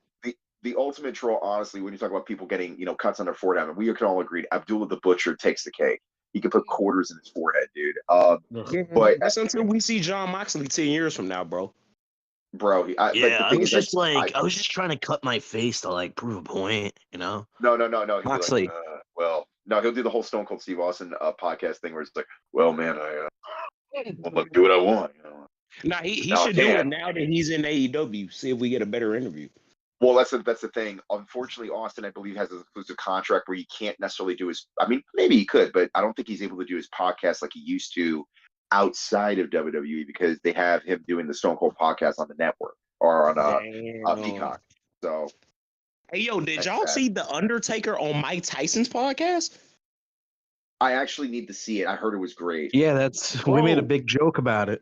Remember, he's digging holes and he's lynching souls. He did not say that. Stop that. Take that back. No. We said that. Oh God, Joe. As far as the ratings go, especially with like, you know, Dynamite, obviously it's been slightly disappointing and underwhelming. But again, what do you contribute to? Is it just the product itself? Because remember, in the beginning of the year, they started off strong, and I think it's maybe because I don't know, was it football season that got in the way? Is it various other different products like the NBA getting in the way? What is it, do you think? Okay, Joe just literally killed himself. Ladies and gentlemen, we'd like to apologize. Piss again, man. I think the ratings going down. I'll do the eulogy. Dearly, Trailer Park Trash. We are gathered here today to celebrate the loss of Trailer Park Trash. the biggest Bostonian, if you want to call it that, Viking. Jesus Christ. That is ever the biggest Boston piece of trash that I ought to drop on his stack of dimes neck. That's actually not bad. But I would like to say, Cronin, you led a good life, and we appreciate everything you. Thank you for your sacrifices, because God only knows we went through enough Raws where we couldn't even stand to watch a second of Raw, and you took it all for us. And we thank you for your sacrifice. Thank you for reporting the news, brother. You know, and yeah, I know we call him Joe, but his name was Dan, and you know he was a friend of mine. Whoa, kayfabe, bro, kayfabe. And I'm gonna miss him. I'm just gonna miss him, you know. Are you crying right now? Are you crying? Because the hey fact guys, that you would Star go. Trek talk already. I'm not sure which was worse, this funeral eulogy or legitimately the Impact eulogy for the Aces of Aces. Maybe next time. Wait, is that Garnuts? Yes, it is. Oh shit! Yo, what's up, bro? So I said, did I miss the Star Trek talk already, guys? Oh man, maybe we are next time. literally at 100. Potentially, he's gonna bring it up at some point when he comes back from the dead. Because if you follow the religion of Cronin, he comes back once a year or something after his death. I thought he was. I was trying to make a lore, but guys, I will be here, but I will respectfully take a back seat. You know, just on some like, you know, if you need me type shit, I will be here. I'm not gonna mute myself or nothing, but you know, I didn't just watch. Don't bend over, bro. Don't bend over. But Joe, God. but Rostafa, you've been in Florida for 2 weeks. What have you been doing?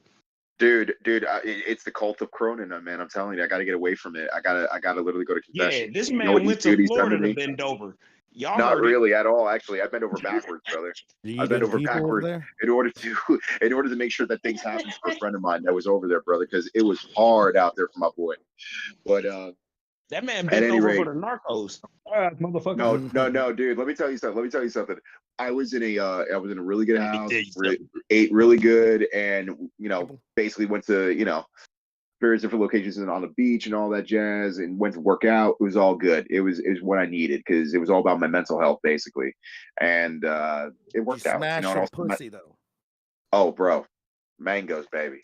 Go to Smash mangoes. the pussy to smash the pussy Yo, to the hey, left hand side. Can I ask a black man question? Axe. Hey, Yo, BBL. you Hey, a look. pussy. Hey, look. Hey, wait. BBL or no BBL, bro? Keep it a bean with me. BBL. Wow. BBL or no BBL. I'm saying if you out there, you tagging and tapping BBL or no BBL, keep it. Was it real or fake, bro? Talk to me. Doesn't really Brother. matter because I mean you getting it where you getting it. I'm just saying. Are we I'm talking? asking.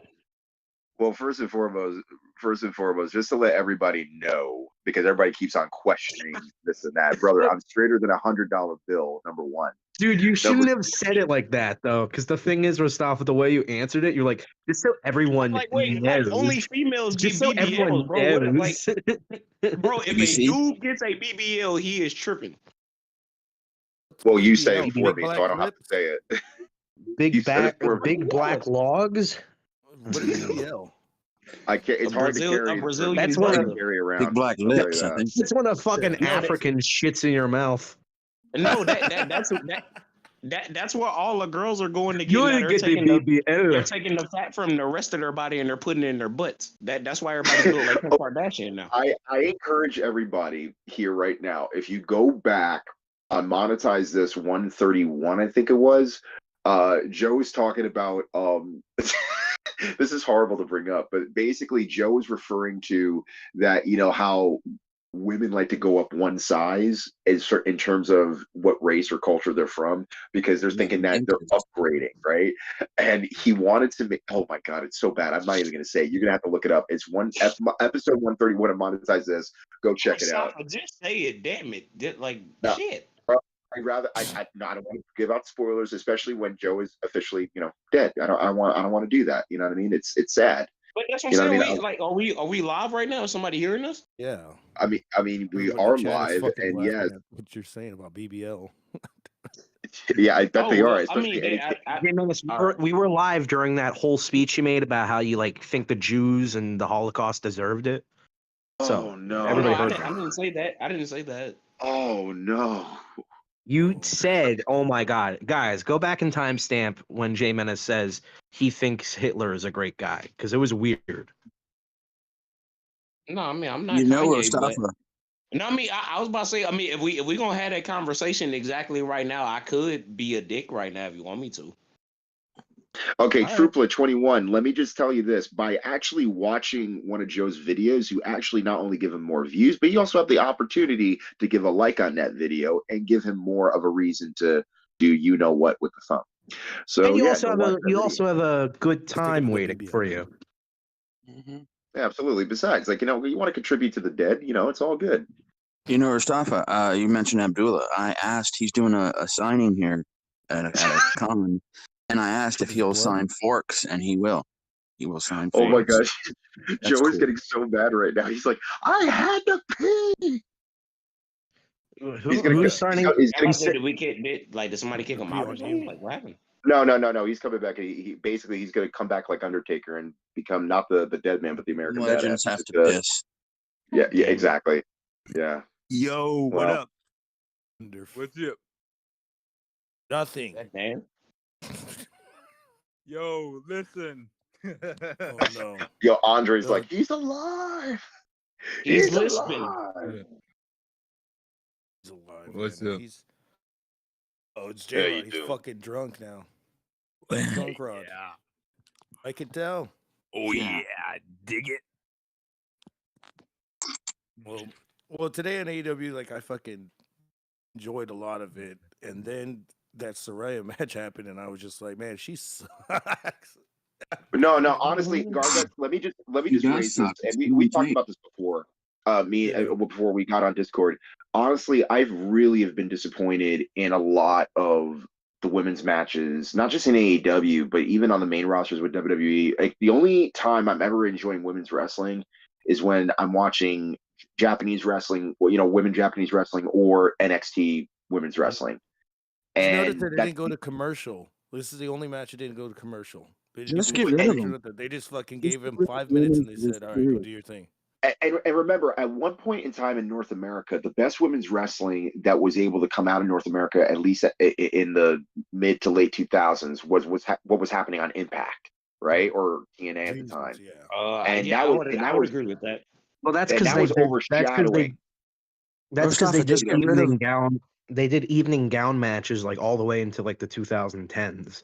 You know, I mean, I was more about like Gail Kim. I ain't gonna even hold you. Around 2007, yeah, they were starting to get away. But then I realized it's funny. I remember I went to a Raw live. I think this was in 2008, and I remember, and this was like a common occurrence where they would have multi-women's matches just to feature all the women on the shows. And I'm like, they would that's also not an excuse to. They would also have even after the whole like, oh, we're gonna stop doing bra and panties matches, they would still do like swimsuit matches, which was basically like the same thing. But it was more conservative. Yeah, it was. Well, more they're really conservative. missing that aspect of it's the fact the women being stripped. That's what people really like. That's quality television, and they don't I have think that's midget what's wrestling missing. anymore in there. So I miss that. I like that. Just What do get you rid of miss? women's wrestling. Oh, yeah, I mean, honestly, for me personally, I get the idea that they've been trying so hard to have some of the best matches they can absolutely do, and I give them all the power in the world. But unfortunately for me, and again, I try to connect with it as best as my and I always give the benefit of the doubt. But ultimately, again, if you truly want to be the main event, you want to be the main event of the show, and regardless if it's a gimmick match or just a one-on-one match, tag match, whatever. The thing is, it's like if your story is bigger than any of the other matches that are on the card and is more compelling, and I'm more intrigued to watch that more so than the other matches, go for it. Be my guest. Well, look at Jade right there, right now. And that really hasn't happened. Jade Cargill. Jade. Well, Jade, unfortunately for me, and again, she's a great character and she's a great athlete. As far as a worker goes, is she going to be one of the best workers in terms of the trajectory where she's at right now? For me, no. Can she become even better? Absolutely. Because I know it's in her, and I know it's in her to be even better than what she is now. But for me personally, it just doesn't come across. And again, she's a great promo. Probably, I'll say she's probably one of the top 3 women that does promos in the company, outside of Britt Baker and probably. But where would she rank as like an overall on the mic? Because this is the thing with a lot of women, AEW, WWE, doesn't matter which brand or which company, is that they are treated like in their own perspective brand or their own perspective division. They're one of the best. But like as a whole, you'd put them at like number 17, number 18, you know what I mean? Like they're not really that great. And that's the thing that I think with a lot of women's wrestling, there hasn't been any storyline. Can I just ask real quick? And I want you to just answer real quick. You would say that it's between Charlotte and Becky. No, it's between Charlotte and Becky for one, right? Talking about women's wrestling together? No, in terms of promo, sorry. No. Oh, well, yeah, Becky's much better in promos than Charlotte. Oh, was that? Yeah, Becky completely. Would you say anybody is better than Becky? Well, Becky's not the best either. I think Alexa is better than her in promos. Okay, I wouldn't disagree with you with that. I can agree with you on that. That's fair. That's fair. And there's a lot of women on AEW that are better than them. I don't even watch AEW that much, and I know that there's plenty of women better than Becky on the mic. Besides Britt for sure, who else? That's what I was asking because I don't watch AEW regularly. I was also thinking about Paige. You know, I was she's better too. I was gonna say. But even when she was in WWE, she wasn't better than Charlotte and Becky.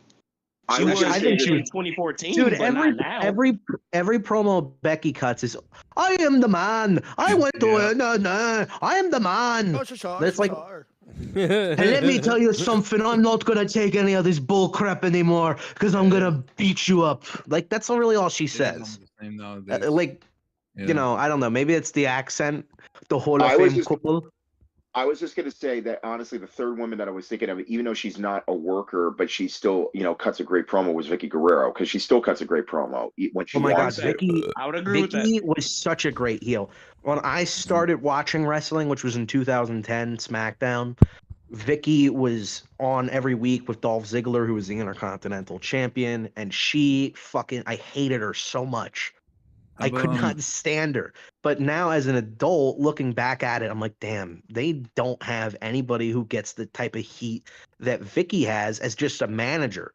Like even Paul Heyman, he's supposed to be the heel manager, but people still cheer for him. You know, Vicky actually had heat.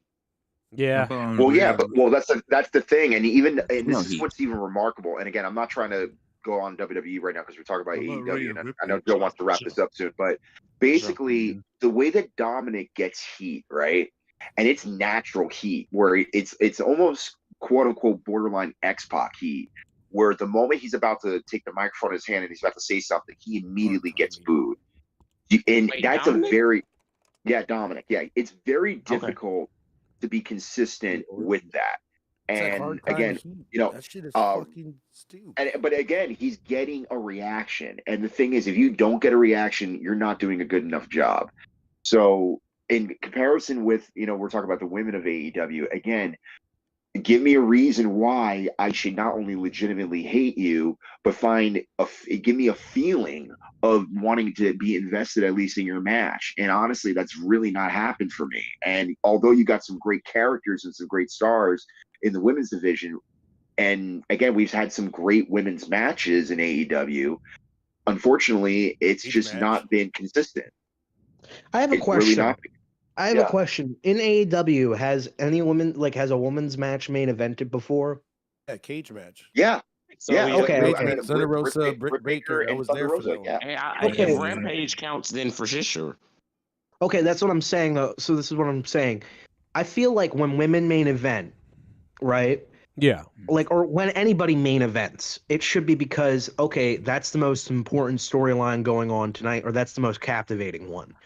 But a lot of the times when women are given the main event, it's like, I really couldn't care about this feud. Like, honestly, or it's like, or it's like, it's an all right feud, but I'm not that invested in it, but it gets the main event. You know what I mean? Yeah. And it always feels like it's just getting it out of pity. We'll give them the main event. I've said this 100 times. So basically, obviously you guys remember the first women's triple threat match at WrestleMania a few years ago, that obviously the finish was just hot garbage. Yes. Now, for me personally, that match didn't need to be a triple threat. And also, for the matter that it was really never explained properly. Vince just wanted Charlotte in the match just because. And that, to me, wasn't good enough. If you want to insert her in the match, that's not my, I don't have a problem with that necessarily per se, but she had no reason being in there from a story perspective. Now, I think Vince honestly panicked because he realized that Ronda isn't that great of a worker, and you're giving her the main event of the WrestleMania. I respectfully disagree, only because, again, yes, you needed Charlotte in there, yes, as a worker. Yes, Ronda was only there for a year. I got it. But here's the thing that people miss about it. If, let's say, that the Kofi Kingston Bryan Danielson match didn't happen, right? Yes, most likely that would have been obviously the most talked about, probably the most anticipated match of the night. But the thing is, in my opinion, the Kofi Mania angle was way bigger and much more organic and more accepted than the women's match, just because it was just going to end the show, which, by the way, that was at a time when WrestleManias were 5, 6, 7 hours long, and nobody gave a damn about it. Do you think that should have main evented? Is that kind of what you're saying with that? Do you think that should have main evented? as far, I mean, I'm not against the idea of the women's match not main eventing. It's just the idea that what was more important and why. I guarantee you right now, if I were to go to fans that got tickets at the last minute and said that the reason why they wanted to go to WrestleMania was mainly because of the Kofi Mania angle, and that's across the board, men, women, Well, children. I think that even though, I you think know, I just want to, because I know that people are probably getting really pissed off about the WWE talk, even though people bring up AEW constantly during WWE reviews. But I think that saved it, honestly, or like they kind of saved the match, putting it not in the main event, because people were so fucking tired by the time you got to that main event. They were ready to go home. They were just they went on a exhausted. few years with that. Yeah, absolutely. Yeah, so absolutely. so if they put Kofi at that spot, yes, it would have still been hot, but that initial pop, it would have just been less. It would have been yeah. instead of the audience being at, like, let's say they were at 100% energy when that happened. By that point, they would have been at like 60%, 50% energy, and it wouldn't have felt the same. You know, and this is why AEW did a better job with the women's division at first, but then obviously everything has just been so discombobulated and not as consistent, even though they've had great women's matches over the past couple of years.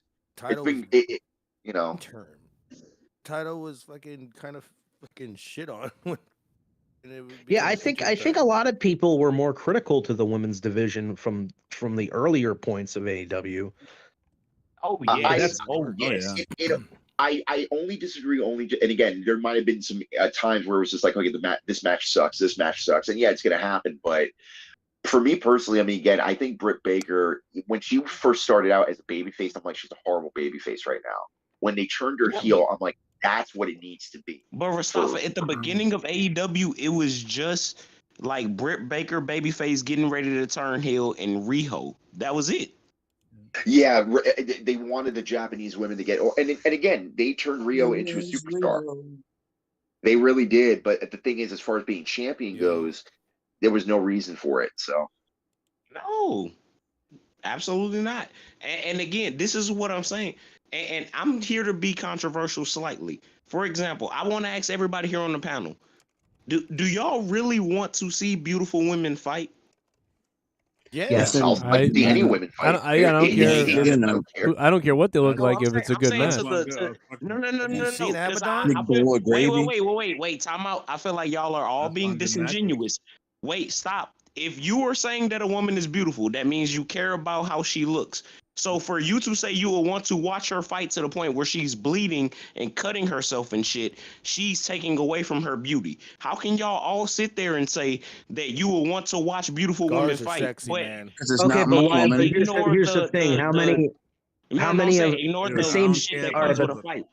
same thing can be said about guys when they fight. It's like a lot of the guys who wrestle, not to sound gay here, but are attractive attractive men, right?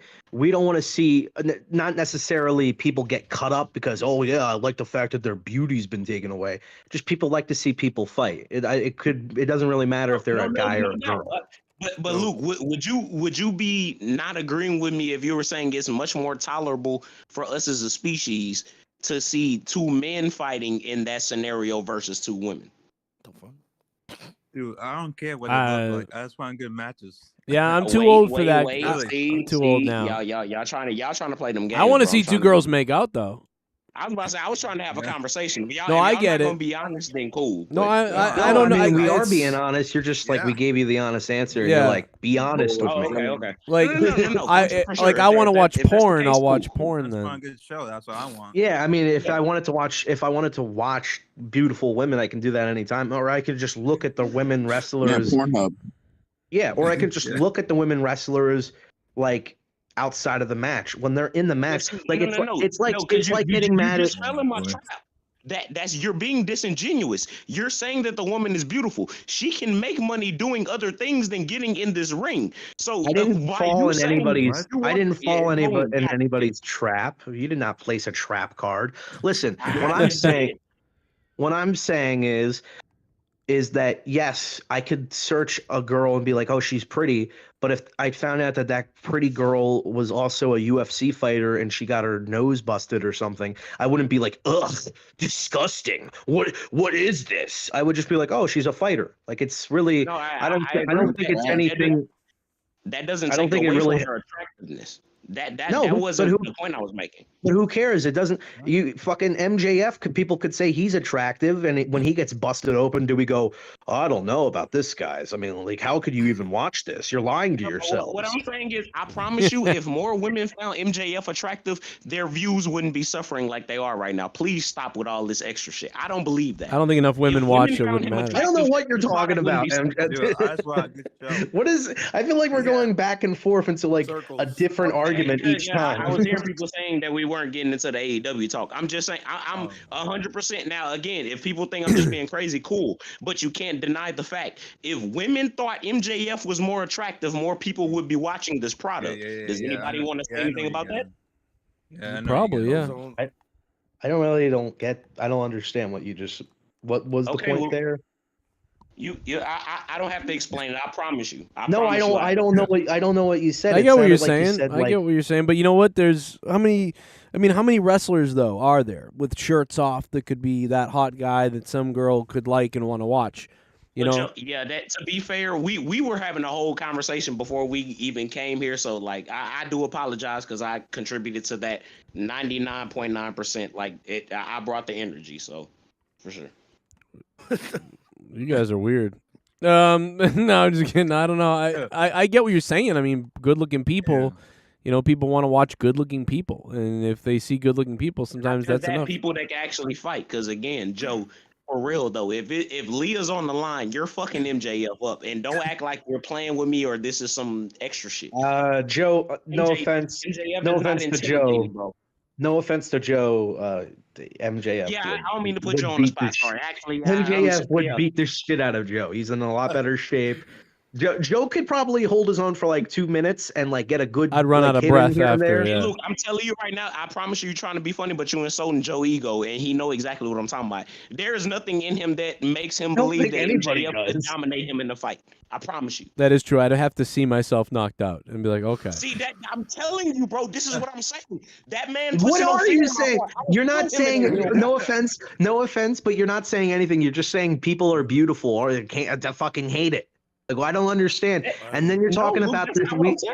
But you're bringing up this point about like, oh, I wouldn't be scared of MJF if blah blah blah. It's like that's not the point of wrestling. There's plenty of athletes. There's plenty of athletes that I'm not physically intimidated by just seeing them on screen. To sum up the point of wrestling, for the product to be successful, people have to be beautiful and intimidating. There has to be something about them to where when people see them on the street, this is not a game anymore. Was Hulk Hogan beautiful? Was Hulk Hogan beautiful? Was fucking he's an ugly piece of shit. He was balding in his 30s, all right? Yeah. Fucking was Stone Cold beautiful? No. But this is what I'm saying. Some women did like Stone Cold. You're saying becomes disingenuous. Was Triple H beautiful? No. Oh, God. You as a 6 foot person are not saying this to Hulk Hogan. That's what I'm saying. That's just not going to happen in real life. That's what I'm saying. I wouldn't say that to MJF. He's 6'2", isn't he? Or he's not 6'2", but he's 6'2". No, he's like 5'10". That was like 5'11". Either way, I don't think you'd be fucking talking shit to MJF either. The guy would kick your fucking. Have you seen that guy?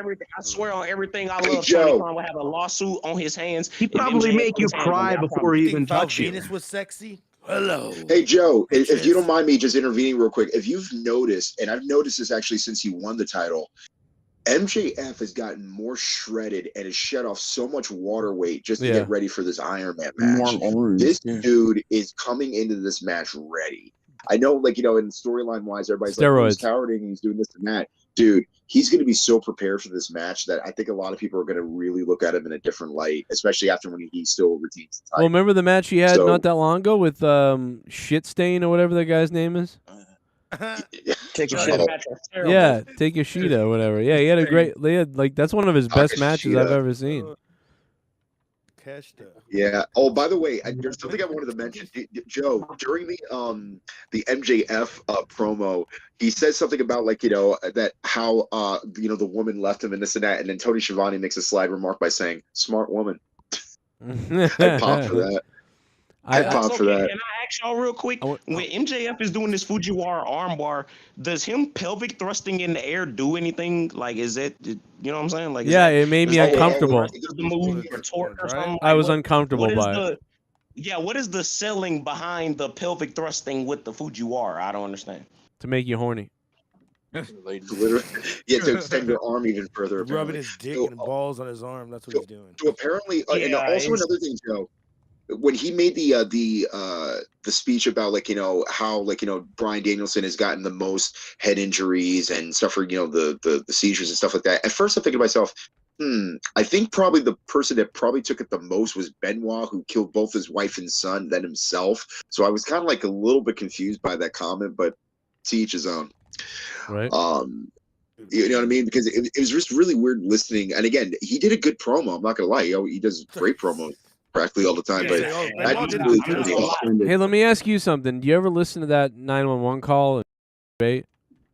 What? Nothing. Never mind. No, you know what's so weird? Hey, does everybody remember the fact that Nancy Benoit's death was like posted hours before her body was even discovered? Right. Yeah, that was on Wikipedia. That guy. Yeah, and then the guy they caught, the guy they caught was just literally like, sorry, the guy they caught literally who edited the Wikipedia page to say that she died. He's just like, oh well, we hadn't heard from Chris in a while, so I just thought that she died. Like it was as a joke, right? Yeah, as a joke, yeah. but only her Wikipedia page was changed, right? Not Chris's. It's like, weird. that's You weird. wanna know what's fucked up? Well, but no, but you know what though, dude? They know them joke like that. You But know dude, what I'm saying? that's Like, it. fucked up. Everybody does. There's jokes like that now. Like if all of a sudden we didn't know. No, I'm not saying I don't. I get No, it's I know. a joke, but I'm saying it's so convenient that it. Oh yeah, it was a joke. Really, it is weird. And then I'm with you. And then you find out that didn't they find like a bunch of alcohol at the scene? But then again, there was no alcohol in his bloodstream. Yeah. There was alcohol in the garbage cans. Yes, as far as that not being in his bloodstream, again, I'd not seen really the toxicology in a long time, so I can't remember the They logistics. said there was wine. Oh, imagine. Well, it's probably maybe Nancy was drinking it, but imagine Rastafa going through the toxicology reports. Like, just picture that. I just wanted to see a picture. Dude, I just that wanted was to see a years picture ago. of the They're body. online. For public use. Shut No, up. I know, but I mean, I'm just imagining you going through looking at them. Like, I don't know. It's just funny. Like that's. Dude, everybody did. Every wrestling fan, I every didn't. news journalist, everybody did. I didn't do it. I can assure you I didn't. Yeah, but you Yeah. were watching wrestling at that time, apparently, weren't you? Right? I'm not. I mean, why are you getting defensive? Was there something wrong with going through those documents? No, I'm not defensive. I'm just stating a fact. You weren't watching really wrestling a lot at that point, if not at all. I'm assuming. No, So I think I was watching at that time. It was 05 or 06. No, that was 07. Oh, I was definitely watching. Yeah, I was certainly watching. Yeah. I'm 100% I just- certain we were all watching. I just we were wasn't all going through watching toxicology reports. 1981. Yeah, I just wasn't Yeah. searching the reports on the death. I don't know why. I mean, again, you want to see the toxicology reports. No different from, again, Who when lives Warrior there passed now? away or anybody else. You know what I mean? Eddie. I didn't want. You know, when Eddie passed, they said he had an enlarged heart due to the fact that it wasn't just steroids, but just a lot of prescription. He just ate a lot of McDonald's. Tell me else about. Tell me what else. What did his left fibia look like?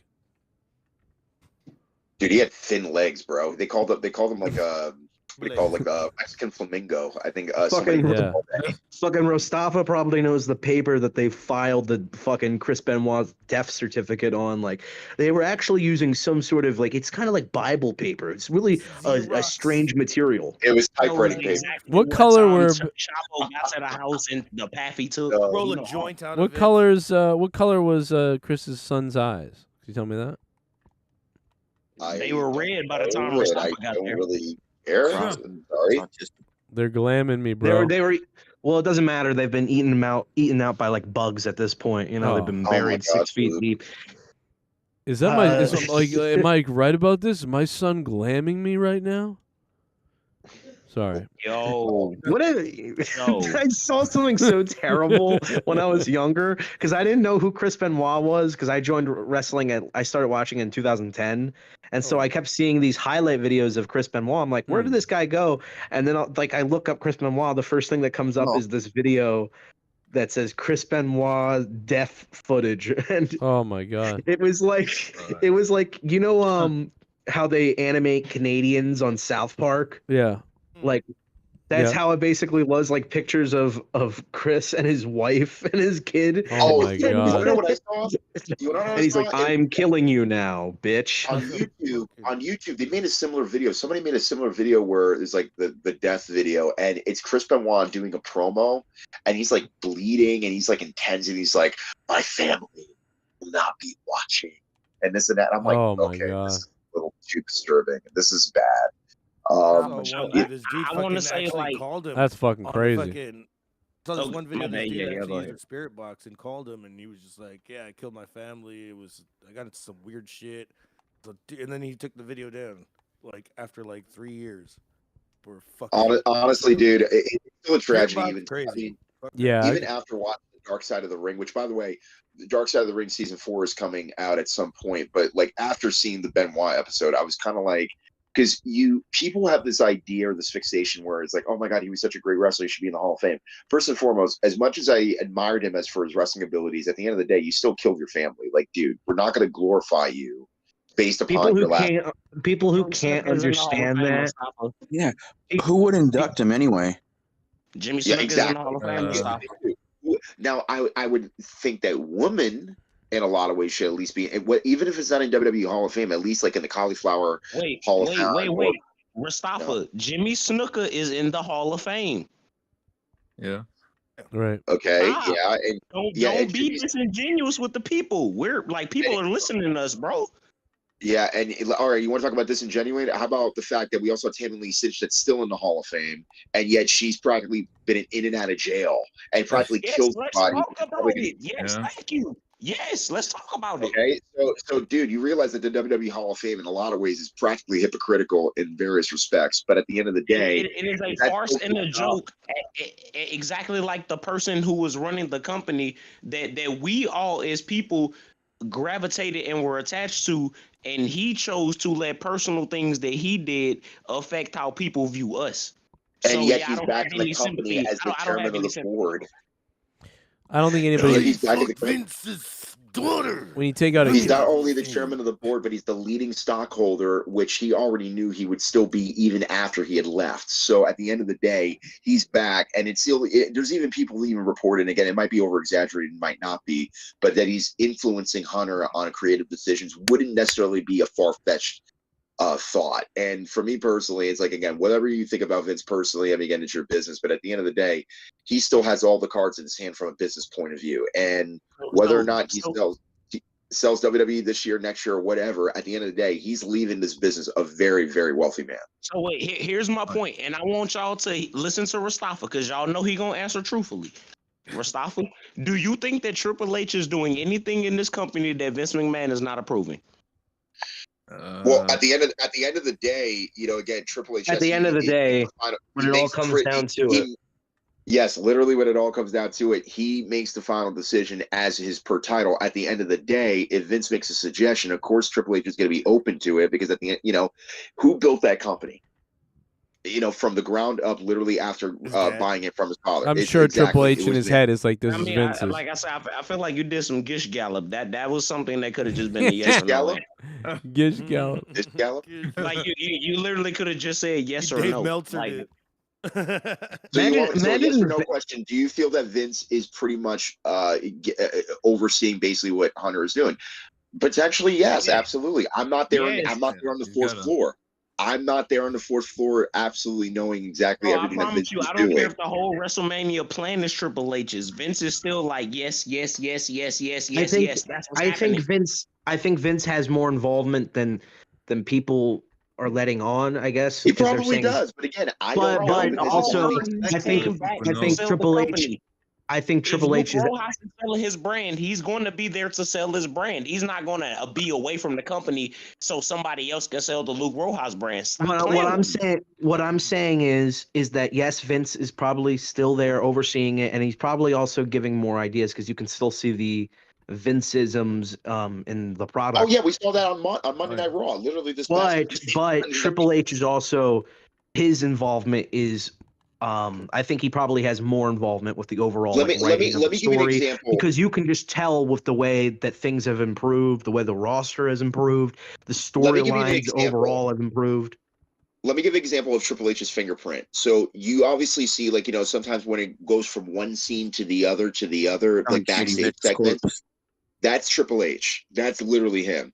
The Vinceisms, that you see are basically, like the maybe quote unquote things that are said off color that you were like, wait, why would so and such character would say that and this and that, or the way that, like, again, they're doing the slow motion towards the ring from the camera. Oh, this guy's gonna appear in the ring up. I mean, that's all Vince. But Well, at the end of the day, the direction is more of Kevin Dunn's department. I think it's just him. Well, you got to remember that Bruce the way the show- Pritchard has a big play in this too, and he still is there. And Oh yeah. a lot of stuff we see we think is Vince's sometimes is Bruce Pritchard, and he's still there. Well, We already know that Bruce does what he know Vince likes. Is anybody going to disagree with me on this? Right. Well, both Bruce and Vince likes, that 80s, consistency of, how one would produce television and this and that. And that's what they've always done, really. I mean, Bruce even admits that on his podcast practically whenever he's with Conrad, and basically says, yeah, like, this is how you would produce television. This is how we see it. And this is how they've been doing it literally since Bruce got there and been working with Kevin Dunn and Vince. Yeah. You call him Brucey? I call him Bruce. Just saying yes would have still got us here. You I could have think just said yes. they call him Juicy. They call him Juicy. Well, dude, I'm not the one looking over Vince's shoulder going, oh, is he doing this? Is he doing that? I don't know. I'm only based on going what is speculative by those that are talking with people on the fourth floor or wherever in Titan Towers. How weird is it that Bruce is? I agree with you. We're in the same position. Go ahead, Joe. I'm sorry. No, I was just gonna say how weird is it that Bruce subscribes to like 30 people on YouTube and I'm one of them. Like, what the hell is that about? Why That's is hilarious. That? Why is that? Well, Joe, I mean, Bruce is a Texas guy. I mean, I'm in Texas. Like, people in Texas fuck with you. Gargus is here. Like, it's clear. You have a Texas. Apparently, pipeline. Texas people love to screw around with Boston. Yes, people. we fuck with you. It's clear. And another Southerner. In Jersey as well, because you got two Jersey guys here. Well, another Southerner who likes you is Road Dogg, right? I think he's from the South. True. Tennessee. I just like to imagine that Road Dogg like watches like every WWE stream you do, and it's just like, I tell him, Joe, I'm telling him they're just not listening. Don't get mad at me, Joe. I'm trying to tell him. We need the return of Joe Dog. Like every time they're like, Road Dogg, get them to make me a commentator. He's like, I've been trying to tell them that, Joe. They just don't listen, these sons of bitches. It's me, it's that J, that O to the E to the D to the double G. What? Do you remember? I love Garga's reaction. No, there. I think What the fuck? I think Road Dogg was laughing. He probably like when he goes, "Hey man, send me your commentary or whatever." You remember that? And I bet you he was laughing. He was like, "I'm working this Mark fucking guy." And, like I told him I was sending Michael Cole his commentary. Like he's probably fucking dying, like laughing, like fucking. Yo, Hunter, come in here. Live 4 hours about it. That was before the times. Oh, come in here. This fucking idiot thinks that I actually am talking to him. I just hired an intern to fucking control my Twitter. Trolls.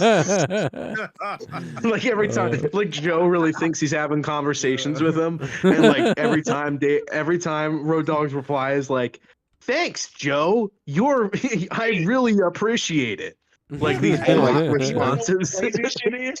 Meanwhile, Road Dogg think that he's sitting there. Road Dogg think he's sitting there trolling some fan. Joe is actually taking his wife out to have a nice good night. She's having a good time. So I mean, hey, Road Dogg, while you thought you was playing, nah, you actually was playing. I absolutely 100% believe this, that he basically trolled Joe by having Bully Ray antagonize him because he was in the front row of that SmackDown. Yeah, think about it. Everything he did was a troll. He was, think about it. I'm bashing them and I'm harassing him about like this sucks, fix this, and he's like, you know what?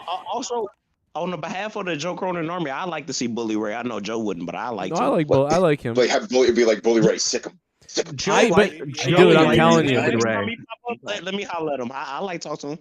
I think Joe it'd be likes so Bully funny. Ray, even though Bully Ray was mean to him. See, that's the thing with Joe. If you're a wrestler or somebody who's a wrestling personality, and then for no reason you attack Joe, Joe will have for some reason like more respect for you. Like Jim Cornette shits on Joe. Joe's like, I have nothing but respect for that man. I mean, I respect the hell out of Jim Cornette. Then you hear Jim Cornette and he's just like, Joe, if you're listening, you stupid fuck. Why do you respect him?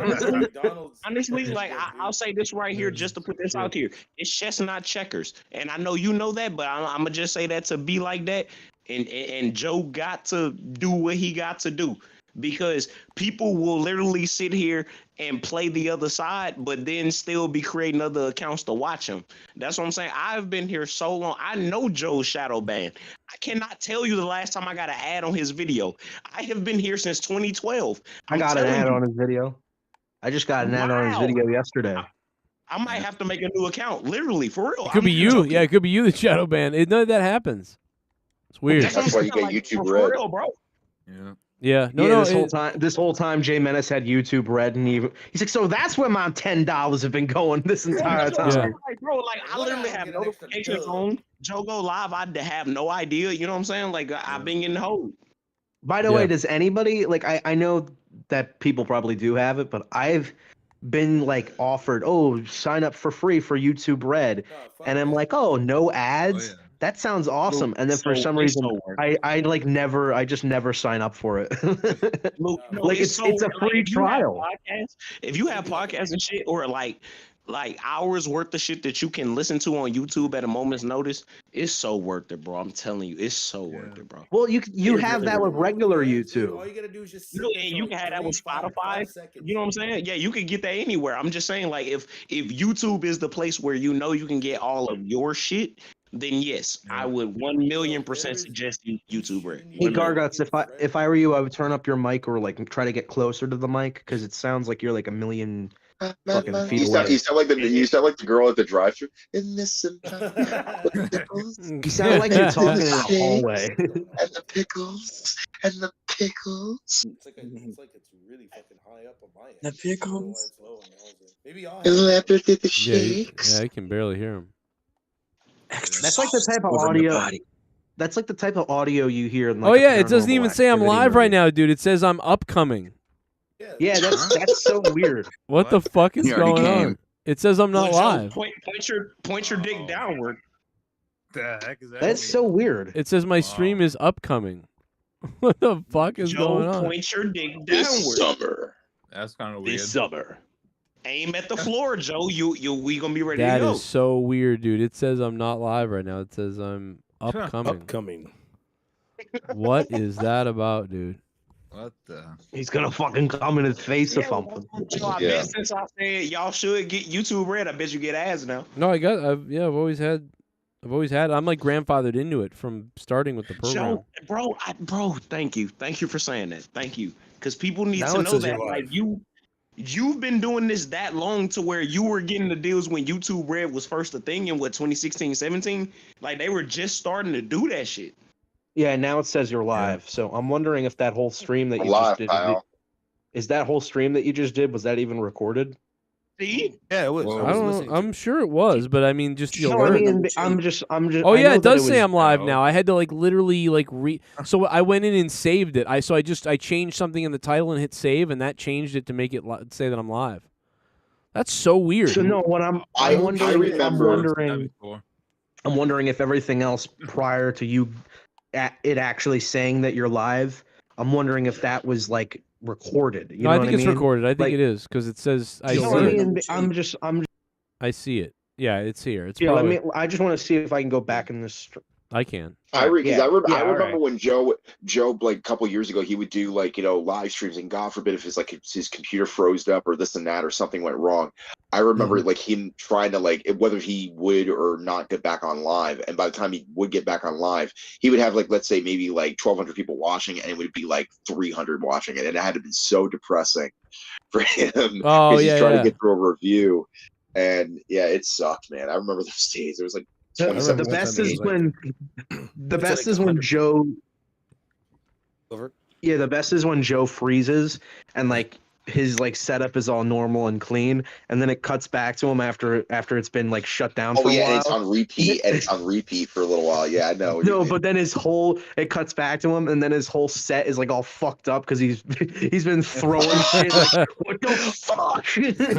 I remember one time he raged. Actually, this was during Fastlane 2016. As I said, it's the best review I love he that ever review. did. You got to repost it. I'm sorry, there's so much stuff that's on there that's explicit and It should be turning up, ain't it? Dude, you were so angry during that stream. There was a part where literally you almost, I think you plugged out your microphone or whatever like that, and you took your keyboard and you were just hitting everything in the little acreage that you had, and then by the time you put everything back, you're just like, "Are we live?" Holy shit, bro! You gotta repost. I that. should Or do rewatch a it. re-upload of a I don't know, I should go watch it and then clip out all the craziest stuff or something. Well, yeah, or somebody. Joe, the meta of YouTube is shifting towards the clips. Do you want to do another channel where you're doing your live shit? Because live people gets the people, but then you do your clips and you get people to come in. Would you want to do that, or would?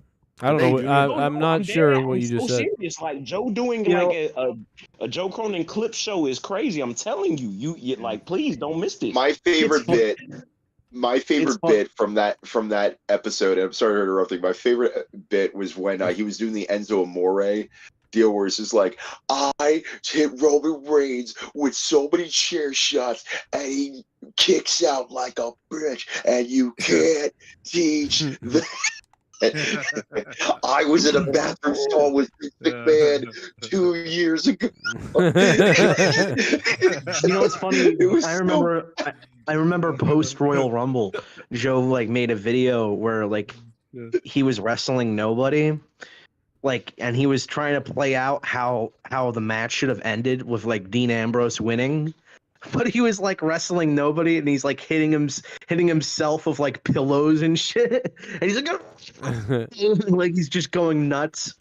The best one that I fucking saw, it's not even out there anymore because he deleted it, was the fucking update. I don't even remember what that. The computer just kept going, and you're like, "What the fuck? I can't even do anything." Oh, the Windows, the Windows it was noise. a raw review.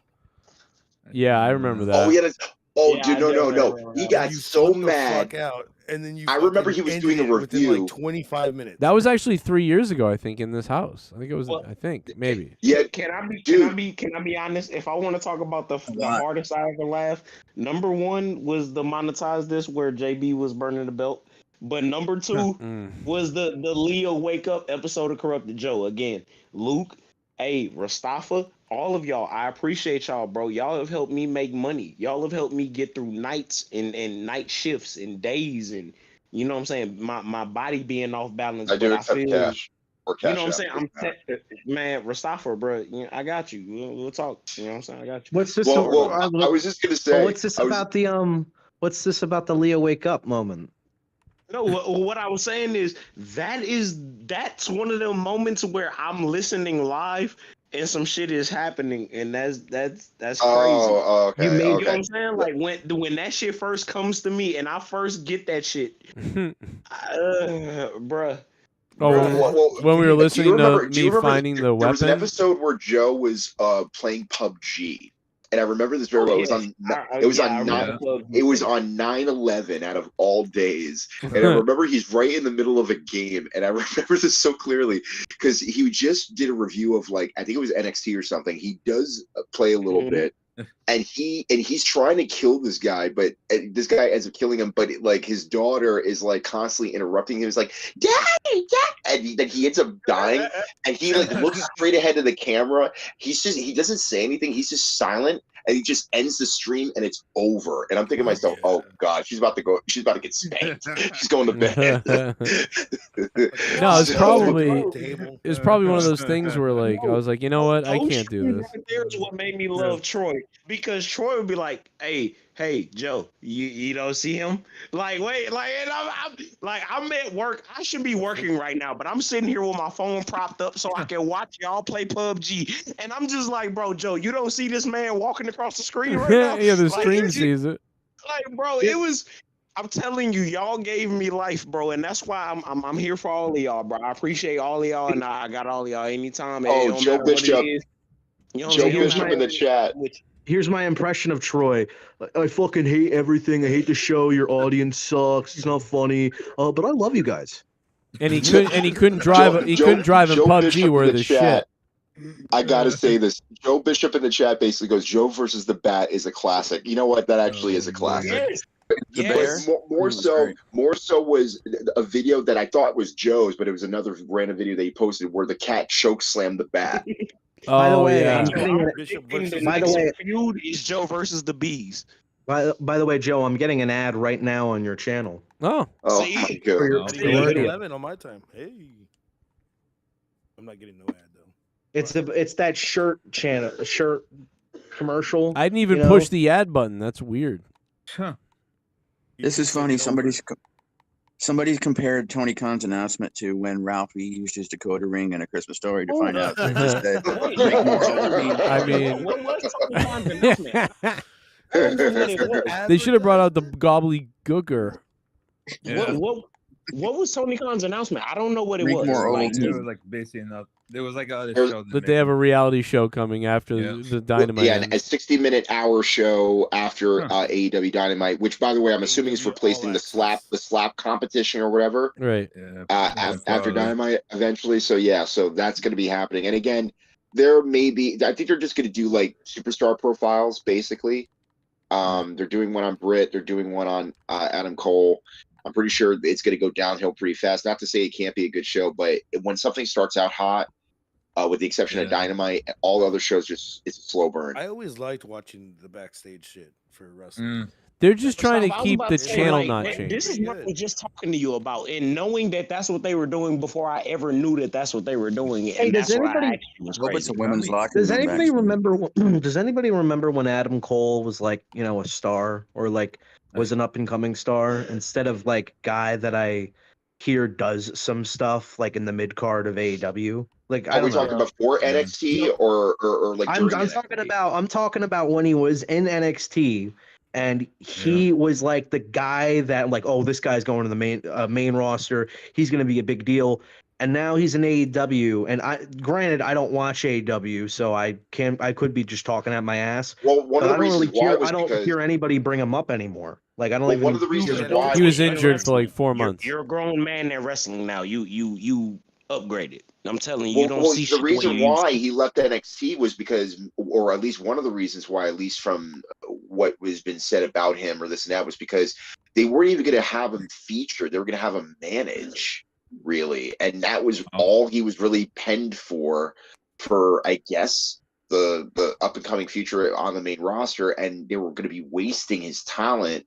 And then when he found the opportunity that his contract was up and then he wanted to go to AEW, in my opinion, he made the right choice, because what else could you have done? Well, of course he made the right choice in that regard.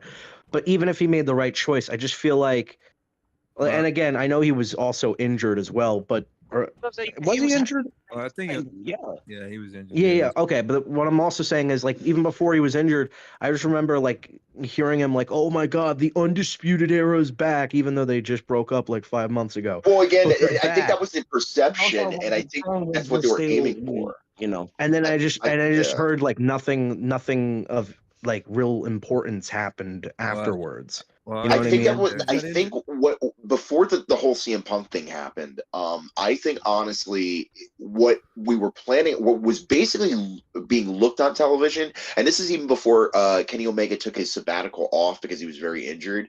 I think what they were aiming for was kind of like, and I said this, it was like Marvel Civil War, where you had the Elite taking on Red Dragon and Adam Cole in this like civil war of like, the Elite or whatever.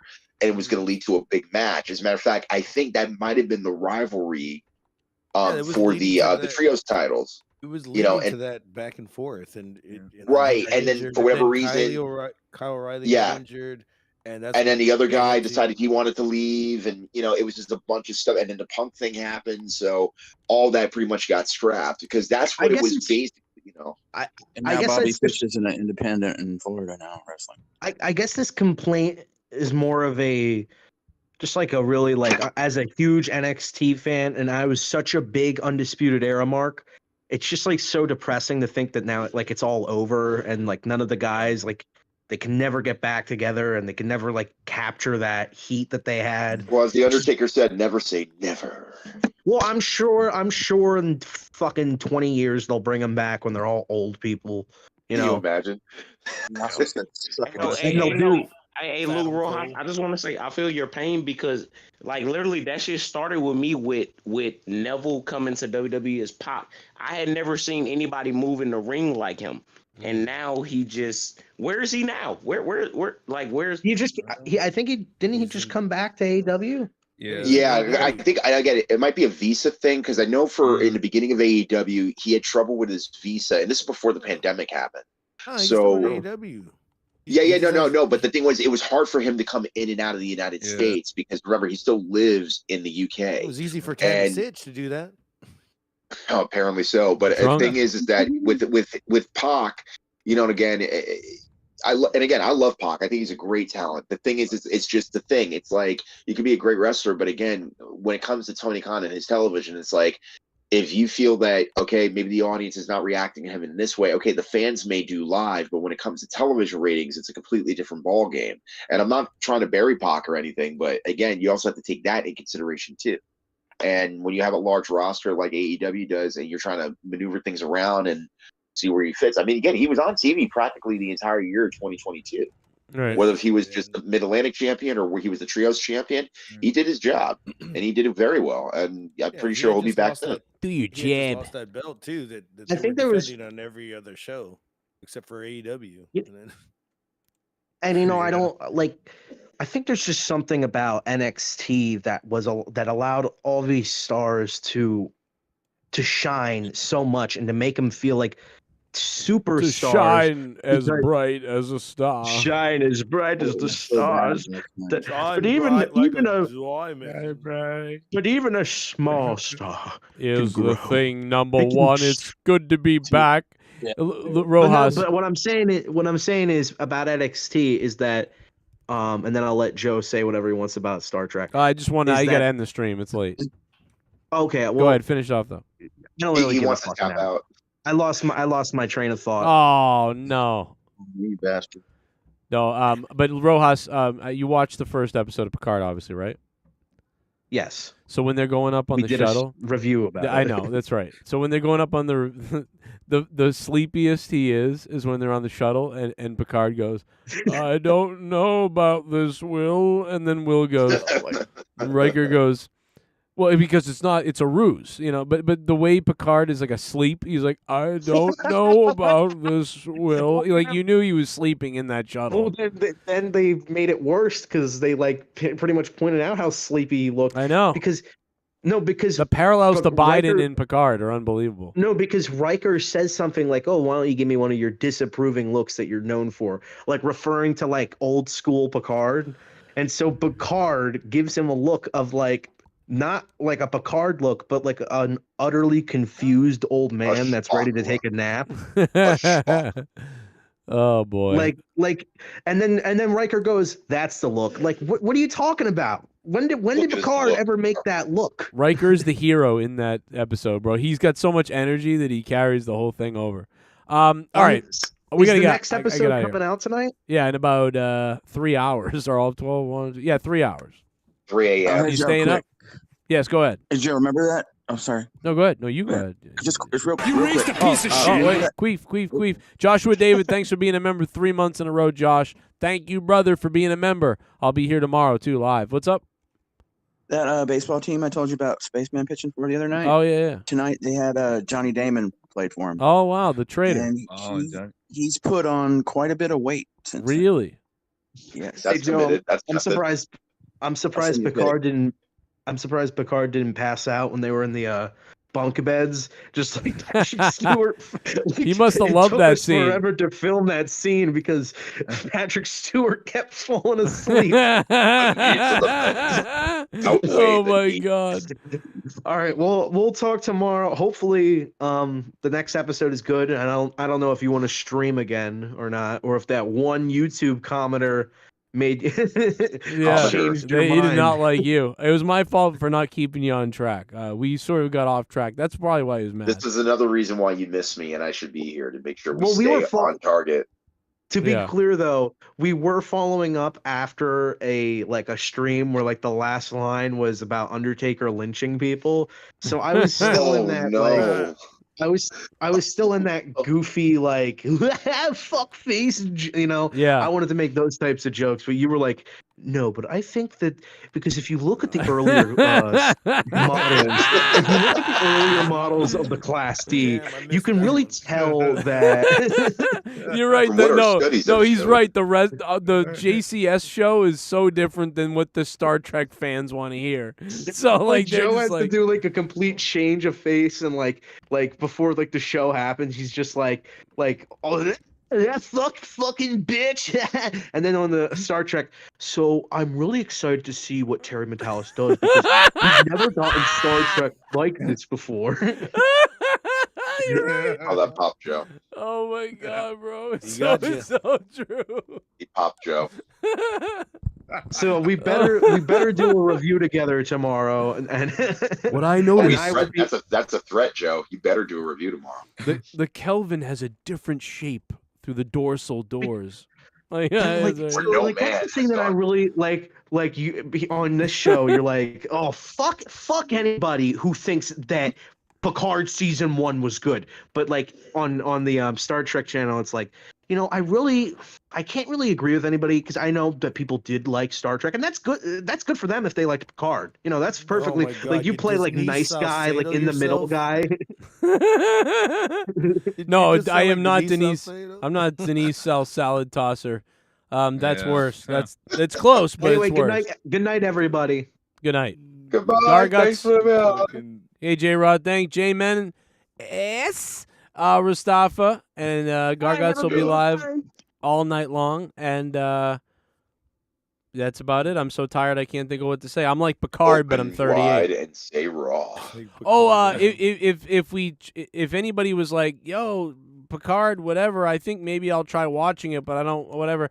It's free tonight. The first episode is airing tonight for free on YouTube.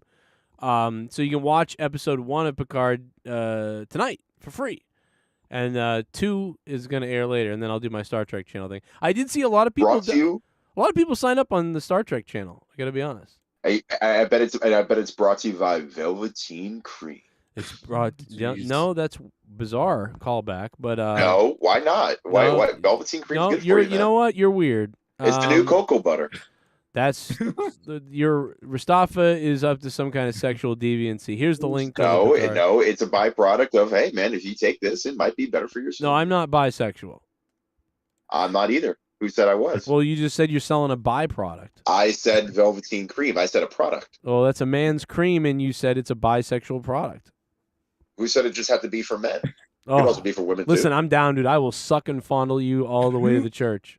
I'm down You for said it. that. I did. I know. That's I'll say it also again. weird. I will suck you off. I love you, Mustafa. I love you so much. I'll blow you. You'll be my first guy. Please don't. I need an adult. All right, I don't know what we're doing. Anyway,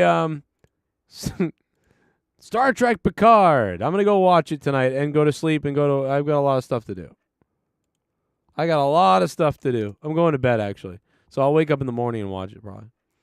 Have a good night, everybody, whatever you're doing. Oh, you know what else is good on Paramount Network is, oh, God, what is it called? It's the one with Stallone. It's Stallone's show. Oh, it's really good. Like, so not only is Star Trek all over Paramount Plus, you can watch every Star Trek on Paramount Plus, but you would think I promote for them or something. I wish they would give me some money. Hey, Paramount, pay me. But no, seriously, it's Tulsa. I think Tulsa King. Oh, my God, bro. That's fucking good. It's fucking good, dude.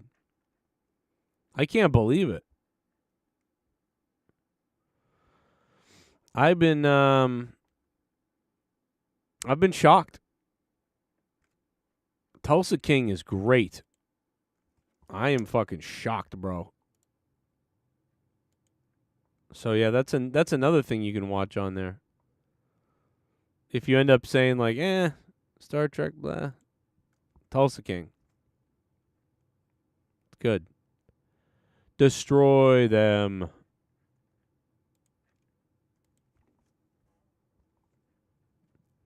Beavis and Butthead is on there too. Yes, I was binge watching Beavis and Butthead when I woke up this morning. Actually was binge watching that. I think I've almost seen all the new ones. So, pretty close. And then they started playing older ones. And then I rewatched Picard episode 1, season 3. Remember, it's season 3. Episode 1 of season 1 and 2 are awful. Don't watch season 1 and 2 of Picard. And you would only watch Picard if you love Star Trek and you watch TNG. You know, if you didn't watch TNG, I mean, you should be going and watching that instead. All right. I'm out of here. I'll see you guys tomorrow. Thank you, man, for everybody being here and having fun tonight. I had a blast. And thanks to DWELSH for dropping the $50, the biggest drop of the night. Biggest drop of the night. Keep it hard, everybody. Keep it wet. Keep it wild. Get me off.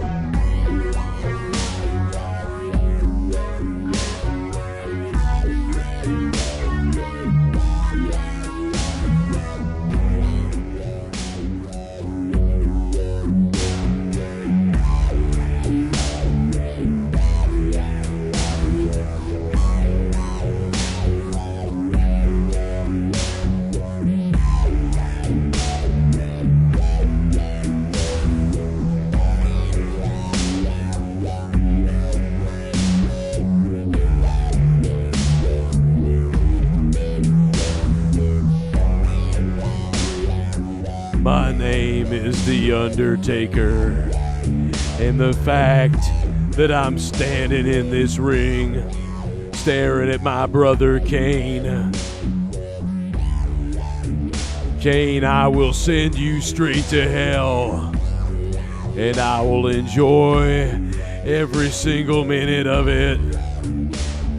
I called Vince McMahon and I said, Vince, bring The Undertaker back from the dead.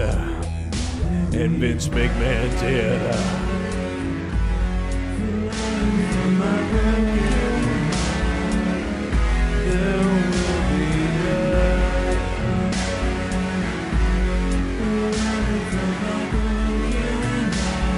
I have had enough of you, KANE.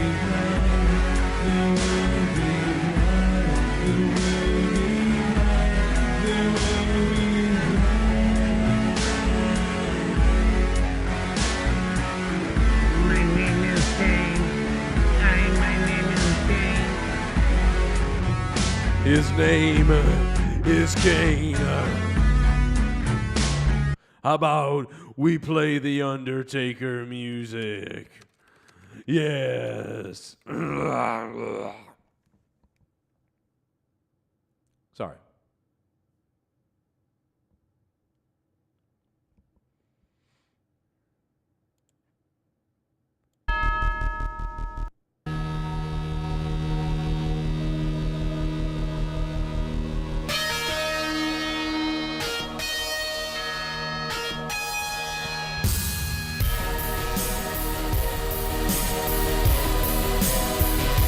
second.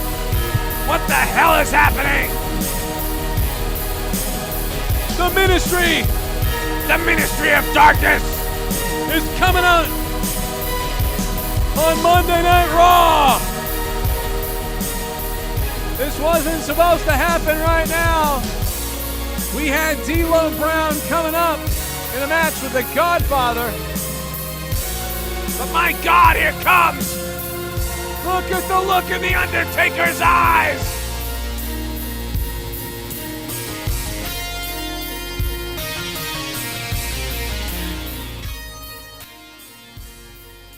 I know that everybody in this arena is wondering why the dead man is standing in the ring. And the reason is I've come for Stephanie McMahon. I want to insert my demon seed into the princess of Vince McMahon. And I will make her vagina rest in peace.